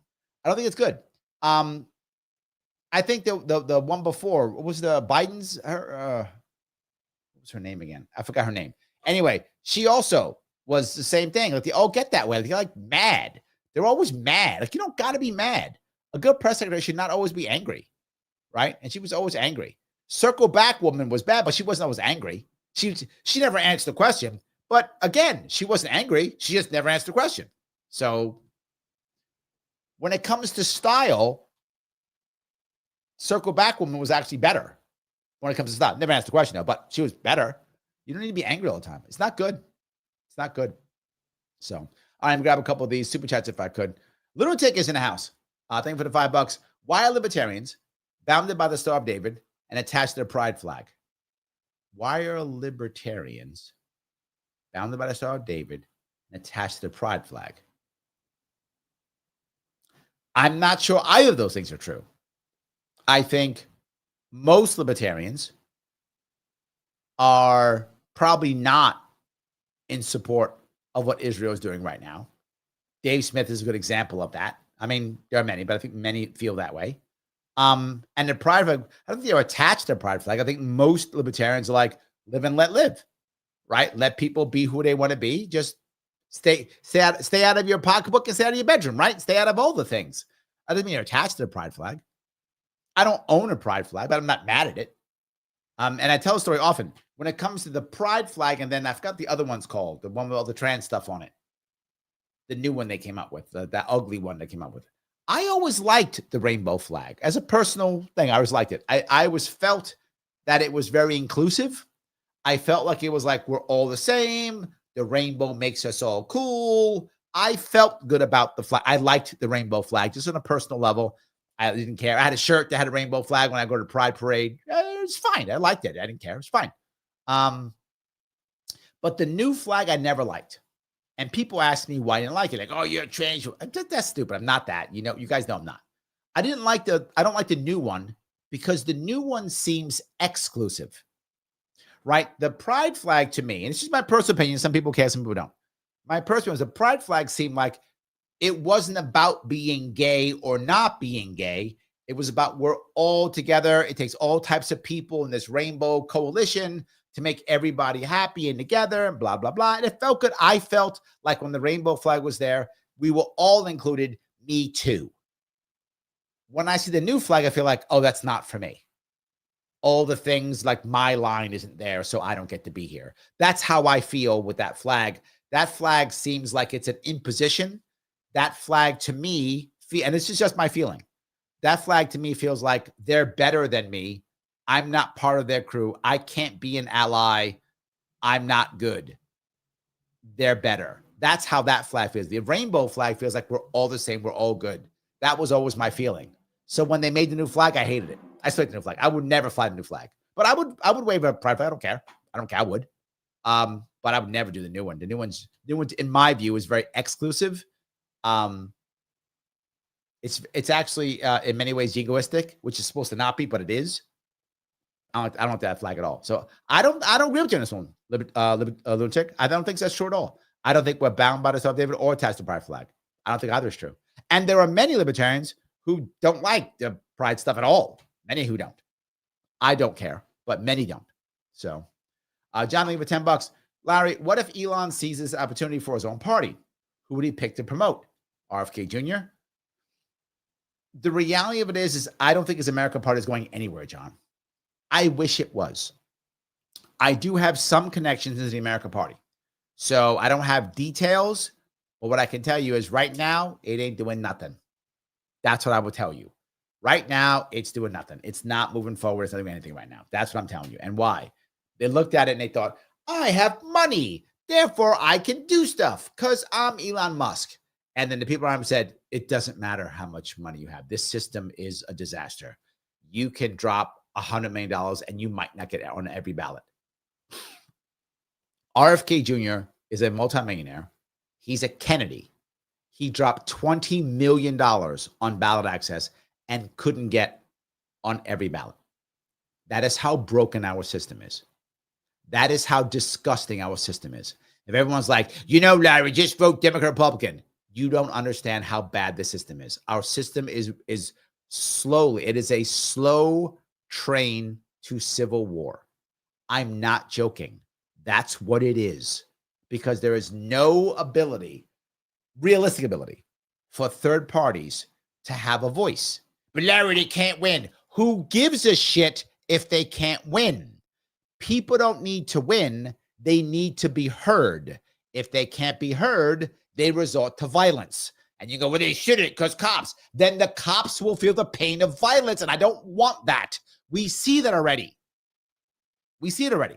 Sorry, you got me. That's your fault, John. I'm getting me excited. My point being, yes, he does see it and then said, no, thank you, because it's a disaster. Right now, at this moment in time, the only party that still has any chance of making impact, sadly for us, for our country, is only Libertarian. We are still the third largest party in the country, even though we got our butt kicked last year. We're still, it's like Democrats, Republicans, and it's starting to reverse. Republicans are growing now, so it might reverse. Last time I checked the numbers, it was Democrat, Republican. Next year, that might be reversed because a lot of the young are going either independent or going Republican. The youth the Democrats are having trouble getting the youth to sign up. So at the moment, the last time I checked, I should say, it was still more Democrats than Republicans. Again, that is shifting. And then way down the list, Libertarians, Greens, everybody else. That's what it was last time I checked. Again, there may be some shifting, but at the moment, we're still number 3. So if anyone can do it, it's the Libertarians. And maybe we can't. We didn't get 50 states last time. We didn't do it. Nobody did. Maybe if anyone can, it's Libertarians. Maybe no one can. I hope we can. So yeah, hope that answers. So, all righty. Lieutenant goes, Mossad are targets of justice war starters. Targets of justice war starters. Not sure where you're going with that. If you're saying that Israel has started many wars, either way, whatever you're saying there, that doesn't mean libertarians are part of that. Are they? I don't. Are there people who are calling themselves libertarians? The libertarians that I know, right? The more popular ones for sure, the ones who run for office for sure, they're not trying to get in any wars. Not even Israeli wars. They're not trying to get in these wars. Now, they may not be as far left saying, hey, we got to, stop this and that, but they're all like, no, we don't want to be in the war. They may not be openly for, Israel, openly for the Gazans. They may not be that. Some aren't, but none of them are for the war. I mean, that I know of at least. So he goes on up to the $5. Just remember, we kill the enemy, right or left. Mossad kills the enemy? Well, Mossad is okay. Mossad is literally working for Israel as they're supposed to. I mean, that's their job, right? I'm not saying I'm pro Mossad, but if you're in the Mossad, you're supposed to work for Israel. Otherwise, why would you be in the Mossad, right? That's why you do it. You work for Israel. So you would attack and take out and whatever enemies that the Israeli government told you to, right? Just as our CIA is supposed to. Don't know what they do, but supposed to, right? They're supposed to. I'm not sure where you're going. I don't think libertarians on the side of the Mossad. I don't see that. I don't see that. I get what you're saying. Yes, the Mossad does that. As if you were in the Mossad, you would too. I mean, obviously you're not, but if you were, you would. Anybody who was in it would do, or you wouldn't be in the Mossad. I don't see libertarians being on the side. I don't see that. So yeah. All right, let me see if I can go down here some more. John says, Larry, do you remember the Hulk Hogan wrestling skit where? Wrestling skit where? The referee would lift Hulk Hogan's arm to see if he was out for the count. Oh, yes, that's right. Yes. Yes, I remember. Yeah. He would be down and then he would lift his arm and it would fall. And he'd lift his arm the second time and it would fall. And they'd be like, oh no, Hulk Hogan, he's out. They beat Hulk Hogan. They lift it up and then they'd be like, da, da, da, da, da, Hulk Hogan's running wild. He come out. I love that stuff. I ate that up. Yeah. I used to love wrestling in the 70s, 80s. Love that stuff. By the way, one of the top wrestlers back in the day when it was the WWF, the World Wrestling Federation, it wasn't WWE back in the day, was a guy named Pretty Boy Larry Sharpe. Yes, my name. And that wasn't his real name. He picked Larry Sharpe. His actual name was Larry Wheel. I don't know why he picked Larry Sharpe, but that's what he was. He was Pretty Boy Larry Sharpe. And he was the most famous Larry Sharpe in the country until sadly he passed away in 2018. And then I became the most popular Larry Sharpe in the country. Well, there we go. Look at that. I do remember that. It was actually pretty cool. I enjoyed that time. Guys, I haven't told you to hit the like button but you should. Hit the button known as Lima India Kilo Echo. If you care, if it matters to you, please click that button. It does matter. Please do so. It is important you do so because that is how we move this show forward so that people see it. If you have not shared it or reposted it, you should. Why wouldn't you? You hate the children. Don't hate Larry, Pretty Boy Larry Sharpe. He was a good man. Don't do that. Instead, share or repost this now. Not just that. If you really want to help out, you can if you want to. As you've seen people, super chat or rant goes right to the front. You can also become a member if you want to. $49 per month. Click that join button so you can head over to the YouTube, Sharpe with YouTube, become a member. Membership has its perks. What's one of the perks? There's a member show this Friday, September 5th. This Friday, I have 2 people already going to come on. I got to grab one more. If you are a member, you can go to the YouTube channel, look on the posts, and you will see members only posts where I'm asking if you want to come on board. Members can see that only. So if you can see that post, you check it out. Let me know if you want to come over. I have 2 people going to come on. I got 1 more coming on. We'll have 3 plus me this Friday at 8 p.m. The members will be on the show here. Anyone can watch, but you'll see the members here on the show, and you'll be able to put a face to some of the people who you see in the chat. Oh, that person's in the chat. Yes. Now you'll see their face. You can see their face, see them chat, and we'll talk about something cool. I don't know what. Doesn't matter. We'll have a good time. It will not matter. Please jump on. If you can remember, it does help. Member show is September 5th. So thank you for the support. So, all right. Let me keep grabbing some of these here. All righty. Okay. So many of these. I get this. All right. NNY Liberty says, yeah, my parents are around his age and often have back of the hand bruising due to IV or injections. It's true. It is a thing. Yes. It is a thing. Absolutely true. So, all righty. Mike says, she makes complete sense, and this is not life-threatening or affecting mental health. So Trump is normal for a man his age, in other words. Yeah, she didn't say he was dying. She didn't say that. She did not say that. She said this is what could happen, is what it could be. I think that's, yeah, I think that she said what could be true. And I think it is. That's an issue. That's an issue. So, yeah. All righty. Let's see here. If I can go here, if I am any further. All right. Massman says, when Xerox machines first came out, the first thing I ever did was make D&D character sheets. I did too.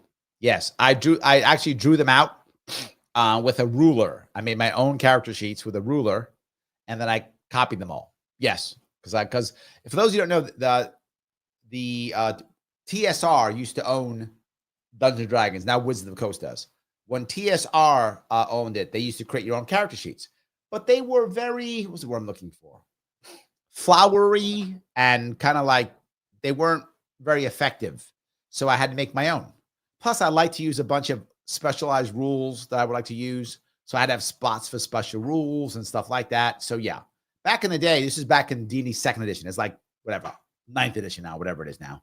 I played back for D&D 2nd edition. So that was my favorite edition. The rest, to me, just Dungeons & Dragons tried to become more mainstream, which was a mistake. The glory of Dungeons & Dragons was that it wasn't mainstream. There were many mainstream games you could make, and they did try to make some of them, and they were relatively effective. Most of the mainstream was like card games and such, which was nice. I thought they were nice. They had little Dungeons & Dragons board games and such, and you can make those if you want to, right? That was a fun thing to do. But the game itself was supposed to be run by geeks and nerd dungeon masters like myself. It was made for us. It was supposed to be a small club of the cool kids, of the non-cool kids who became cool because they were history geeks and nerds and such and could DM better than anybody else. And that's what it was supposed to be for. And once they opened that up, it made guys like me not want to play as much. And the game system became silly. And for any game, anyone who likes gaming at all, and I still like gaming, but I used to love gaming, there's always a risk you got to find, right? You've got to make that shift. You've got to find a balance between playability and realism, right? You've got to find a difference between playability and realism. And that's challenging, right? To find the right, because if you go super realistic, the game's not playable. Super playable, the game's not realistic. So you got to find the right balance for the right audience. And some people don't like realistic games. They prefer heavily playability and not much realism. Some people love realism. And for those of you who remember, they used to have Avalon Hill games. Avalon Hill games were games with a big board and cardboard pieces. And they would heavily focus on realism. And again, they weren't as playable. Many of them weren't. Many of them were much more, they weren't as playable, but they were for specific people who wanted that realism desperately. They wanted it. I was one of those guys. I always wanted more realism, and I didn't mind sacrificing playability. Because as a dungeon master, I created the playability. So I didn't mind having all the realism, that I had all the rules that I had that I could use that I didn't have to punish my players with, so I could make that happen. So that was including D&D character sheets that I made on my own. I wrote most of my own modules. I still have them. Like I literally still have them. I have my own modules, the old books, the rules I put in for the way things should be. I was very much like that. So yeah, I was with you on that one. I am 100%. So thank you for let me roll down a D&D memory lane. Straight Dan says, thank you for the $2 over on Rumble. In my opinion, without Trump, JD will be embraced by MAGA. Tariff money will be used for July 2026 stimulus check to buy votes. JD's already working the coalition. He is talking to Elon. Oh, okay. Well, look, If that's true, straight Ed, then that's smart, right? If you take the tariff money and you give out checks, Americans love that. Oh my God, do we eat that up? If JD does what you're saying, if you're right, and he says, I'm going to take the tariffs and I'm going to have a tariff dividend or whatever he calls it, and he has his name on like checks for like $600 or whatever. I made the number up, whatever number is, $500. That's going to work. So that would work. That would be brilliant. Again, not that I want him giving out, throwing money out. I'm not saying that I would do it. I'm just saying I can still respect the game. Either way I can, right? And then if he can get Elon back, I mean, yes, if he can. That would be the right move. Look, I'm with you. I think he should do that. That's a smart move for him. If he can get Elon back, keep RFK Jr. in, keep the MAGA people in, get Elon back, and write a stimmy check. Vance 2026. Guarantee that shit. Yes, guarantee that. I'm with you. I think that's the right move. I would get it. I'm totally on board with that concept. I think it's a winning move. If I was advising him, I'm there. I think that's a good idea. So yes. All righty. Kim says, when you visit Missouri, you have to come see Missouri supporters. You know, coming up here, I got to do a couple of trips across the country. I got to figure out when and why and how. So yeah, I'm going to do a couple of those. Yes. Joel says, if Trump went on keto, he'd win the 2020 election. It is magic. So yes. Kim says, capitalism without lobbyists. You can do it. You can. And there are two rules you'd have to have, Kim. Two. Rule number one, which we don't have. We don't have these. We have every other rule that doesn't work. These two rules together do work. Number one, no one can give money or spend money on politics unless they can vote. That's it. That immediately gets rid of all corporate money because corporations can't vote. We as Americans are stupid, and we've decided, our Supreme Court has, that corporations are people. That was an insanely dumb thing we did, but we did. So now it is true, and we're not going to reverse it. So what could we do? Make a specific rule. You cannot spend money on or donate money to political causes unless you can vote. That's it. Companies cannot vote. Therefore, they may not. Number one. Rule number two, all money that an individual gives, and they may give money, all of it must be transparent. Must be. If not, it's against the law. That's it. And both can go to jail. The person who took it, the person who gave it can both go to jail. Done deal. That solves it. Why? Well, they can still give money. Yes, but now we would know the specific person who gave the money to a specific person. We would know it's Bill Gates who gave $1 billion. We would know that. You might go, well, what's the difference? Because when Americans know exactly who gives to whom, it changes how we think. How do I know that? You could ask President Bloomberg. Oh, wait, you can't. Yes, because we knew Bloomberg funded his own thing. We knew Bloomberg was writing checks. Or President Newt Gingrich. Oh, we can't. We knew Adelson was writing checks to him. When we know who's writing checks, it changes how we think. It's just human nature. It's happened again and again and again. So if I, an individual, have to write an individual check to a person because I'm rich, Elon Musk wrote those checks in, was it Ohio, whatever, and he lost. Yes, because everyone knew it was Elon Musk. Yes. That's how we fix this, Kim. That's how capitalists can work with lobbyists. You cannot give or spend unless you can vote. And whatever you decide to give to this, if you want to buy something, I don't care, right? But if you're going to give money to somebody, whatever the case may be, it must be transparent. It must be transparent. I must know exactly who spent the money, who wrote the check, or don't do it. You may go, Larry, privacy. Not when it's going into the public domain. It's affecting every American in politics. That goes away then. If I say, well, I want to buy a yacht and I don't want anyone to know, I don't care. But I want to buy a yacht and give it to a politician. Now I want to know. Now I want to know who gave the yacht to the politician. I want to know exactly who did it and how and why. I want to know exactly why. Yes. So yes. Straight angles when I say eliminates foreign lobbies with Larry's plan too. Correct. No foreign lobbies. AIPAC can't do what they want, can they? They can't vote. Unions can't give any money. They can't vote. Okay, individuals, an individual person, good. Unions couldn't. All goes away. So yes, those two rules And capitalists can work with lobbyists. Can absolutely work. But we have neither of those. That's the problem. Those two, and the problem solved. So yes, I know you're like, wait a minute, Larry had a plan for that? True. I have a plan for everything. So yes. All righty, here if I go. All righty.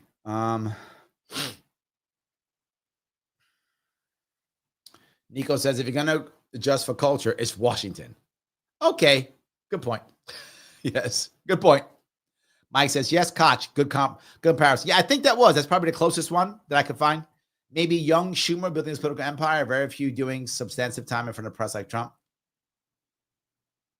Oh, you mean when Schumer first started? Yeah, maybe, but my memory of Schumer, at least, I mean, I'm not sure how good my memory is of this one. My memory is Koch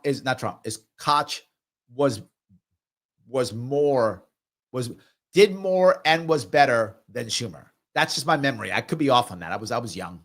I could be off. That's my memory of it. So yeah. All righty. Grab some more if I can. Shelly says, I had a neighbor from New Jersey who flat out told me how much corn they stole from me because they didn't understand a female farmer. What? I had a neighbor from New Jersey who flat out told me how much corn they stole from me because they didn't understand a female farmer. I'm not sure where you're going with that one, Shelly. Massman Hour says, Shelly, my dad used to chase asparagus rusts off our property with a shotgun. Yeah. Yep, absolutely. Michael's going to say, yes, several photos from social media, but those are crisp photos. The ones used by Midas are visibly fuzzy. That means retouching. Oh, that's what you meant. Okay. Yeah. I didn't know if there was retouching. I just knew they were off social media. That's where I knew they came from. Okay. I got you. Okay. So, all right. You guys went back and forth. I appreciate that. All right. Missy asks, she says, take the free quiz at the Advocates for Self-Government, a sponsor of the show. It's free and a fast, fun way of exploring where you stand politically. True. But you can also take that if you want to. Hit that. If you look at the description on the Facebook, YouTube, and Rumble, you'll see that link right there. Click that link, but don't go there. Don't go just to there. Instead, do me a small favor. Head on over, if you would, to the actual articles. There are articles there. And one of the articles I want you to look at is the one, Why Libertarians Don't Get Along, Part 2. Yes, there's a Part 1. There's also a Part 2. You can read the Part 1 first if you want to, but this one talks about how we constantly burn each other apart all the time. Yes, one of our best jokes we have in Libertarian circles is this one. You see it right here. What's the difference between a minarchist and an anarchist? About 6 months. Yes, this goes back to our damn virtue signaling that we constantly do. Yes, constant virtue signaling. This is what it's all about. Please check it out. You'll see, and maybe you understand why Libertarian Party eats itself all the time. Here are some good. The Advocate for Self-Government have, of course, a test, which I want you to take, the surveys, which I want you to take, but they also have decent articles, which I think you'll find interesting, particularly if you want to understand how libertarians think, what we're doing, and what the movement's about, the idea of self-governance, what it's actually about. Read some of these articles. If you like them, do me a favor, share them. If you like them, share them. Let other people see them and talk about it. We want more people to know what libertarianism is, whether they like it or not. I hope they like it, obviously. But please do this. It does matter. Support the show. They are responsive of us. Please. I use the world's most political quiz when I go out to events. We see it all the time.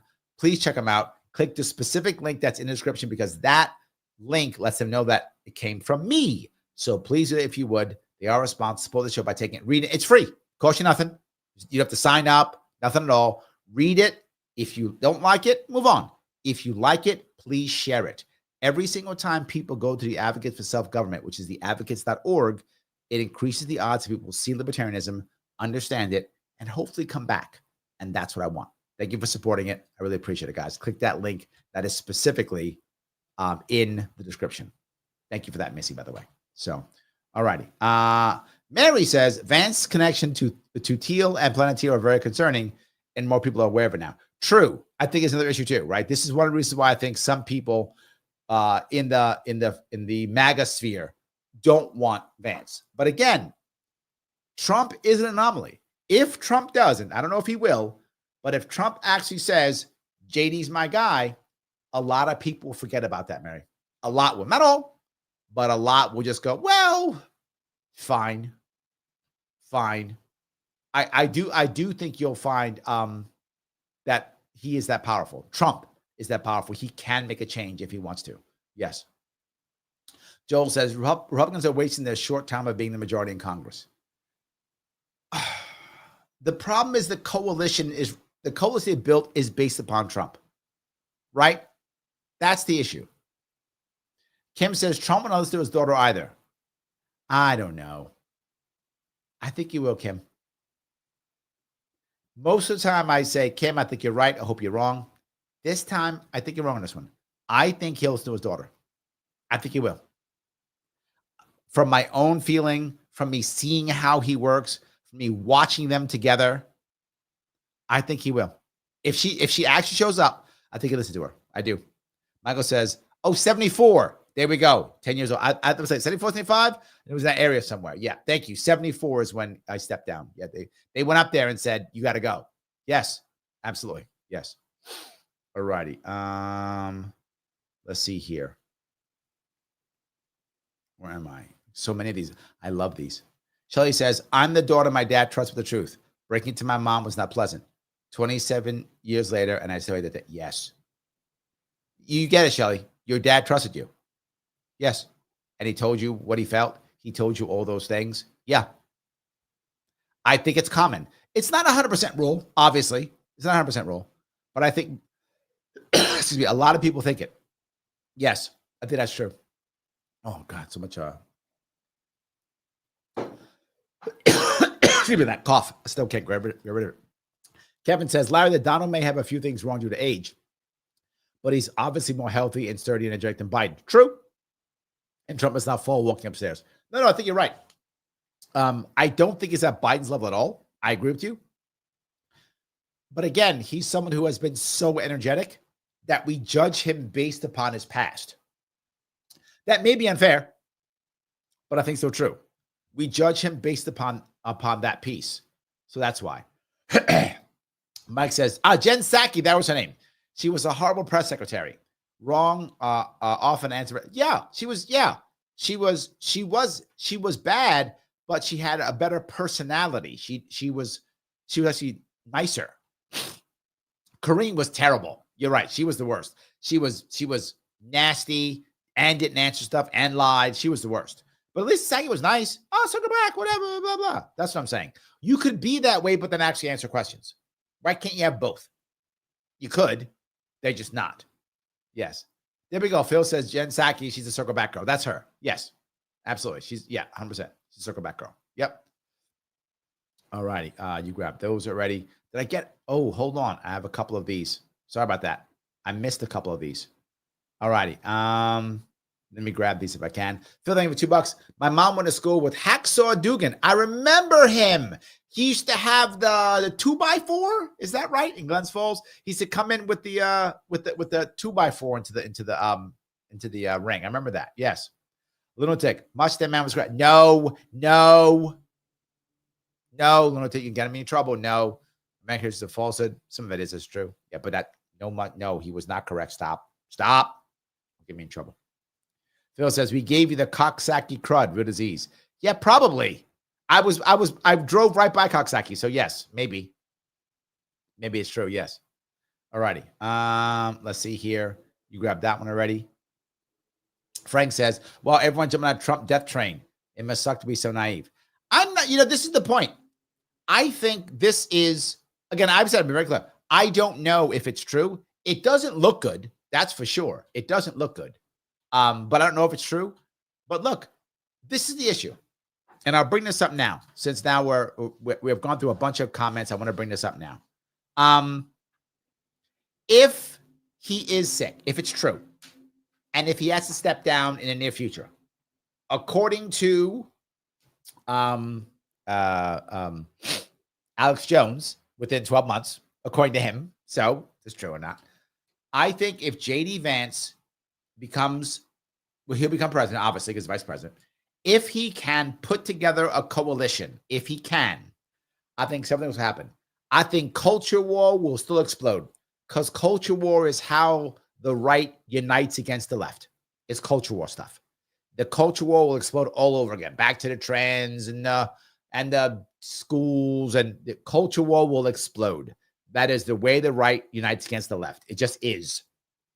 Even though the left doesn't talk about it that much anymore. The left has kind of stopped talking about it because they know the right unites against them when they do talk about it. So they don't as much, but they're so attached to it, they can't get around it. They've spent so much time attached to it. So yeah, I think that's one piece.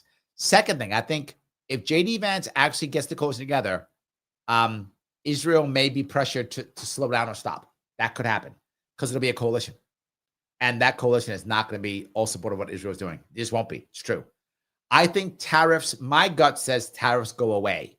Unless what Stradan says is true and he decides to write a check for tariffs. Then tariffs stay because then that'll be a check he does. So I think that will happen. I do think we will walk away from the Ukrainian war. Just walk away. I don't think we'll try to solve it. I don't think we'll fix it. I think we'll literally just walk away. That's what I think. I think we will just walk away from the Ukraine war. And whatever happens, happens. Europe will be stuck on that thing all by themselves. I don't think we'll necessarily dump NATO. I don't think so. Unless the neocons win. The neocons win, we stay in NATO and we jump on board. But if the neocons win, JD Vance will have not put together his coalition and he'll basically be neutered. So that's what I think will happen there. It does matter. That's what I think will happen. I think no matter what, if Trump walks away, the e-files come out because one side will want to punish the other, whichever one is worse. They are gonna want to win this Republican Civil War, even if Democrats, even Democrats take advantage of it. I don't think Democrats take advantage of it right now. They're in no position to. Their infrastructure within their party is utterly broken. They're not prepared to take advantage of this. If they were, they could hammer Republicans in the middle of a civil war if they're prepared for it. I don't see them. I think Newsom will try because Newsom is savvy. I think he will try. Will he do it? I don't know if he can, but I definitely think that Newsom will try. He's prepared for it. Like he is trying to make it happen. He's been waiting for it. I think he will. The piece that I mean is, look, third parties have a shot at this. They have a shot at this. There's a chance for them to grow. Libertarians, We the People, Greens. If the Republicans go into a civil war, there's a chance. The question is, are they ready for it? My worry is they're not. But the opportunity will be there. The opportunity will be there. I really hope they take advantage of it. I don't know if they will. That's my hope. That's where my head is for that. That's what I think will happen. That's where my head is. So, yes. Guys, I know I've been asking you. I'll ask one more time. Click that button known as like. I see a bunch of people who aren't clicking it. Please click it. You're all watching. Click it. It does matter. If you haven't shared this or reposted it does matter. How in the world am I going to be able to grow if you don't do that? I can't. This show needs to grow. We need to grow. We need to be ready for the next steps, right? We need to be ready for the next steps. How to do that? By getting more people to see the show. That only happens if you are liking, commenting, and sharing. Speaking of commenting, after the show is over, please come back and put a comment. And I want you to tell me whether you think Trump is going to make his full term. Do you think Trump is going to make his full term or not? If you have a reason why, please put that down. If you don't, you just tell me. Do you think Trump is going to finish his full term or not? What is your opinion on that subject? Do you think he will? Do you think he won't? Please let me know. And of course, if this is not live and you see that you're going to see two videos pop up here, please click on one of them right away and watch for at least 8 minutes. Mr. Rhythm, Algo, loves when you do that. Please do that if you would. I'd appreciate it. Guys, I'll be back on tomorrow. I will see you all very soon.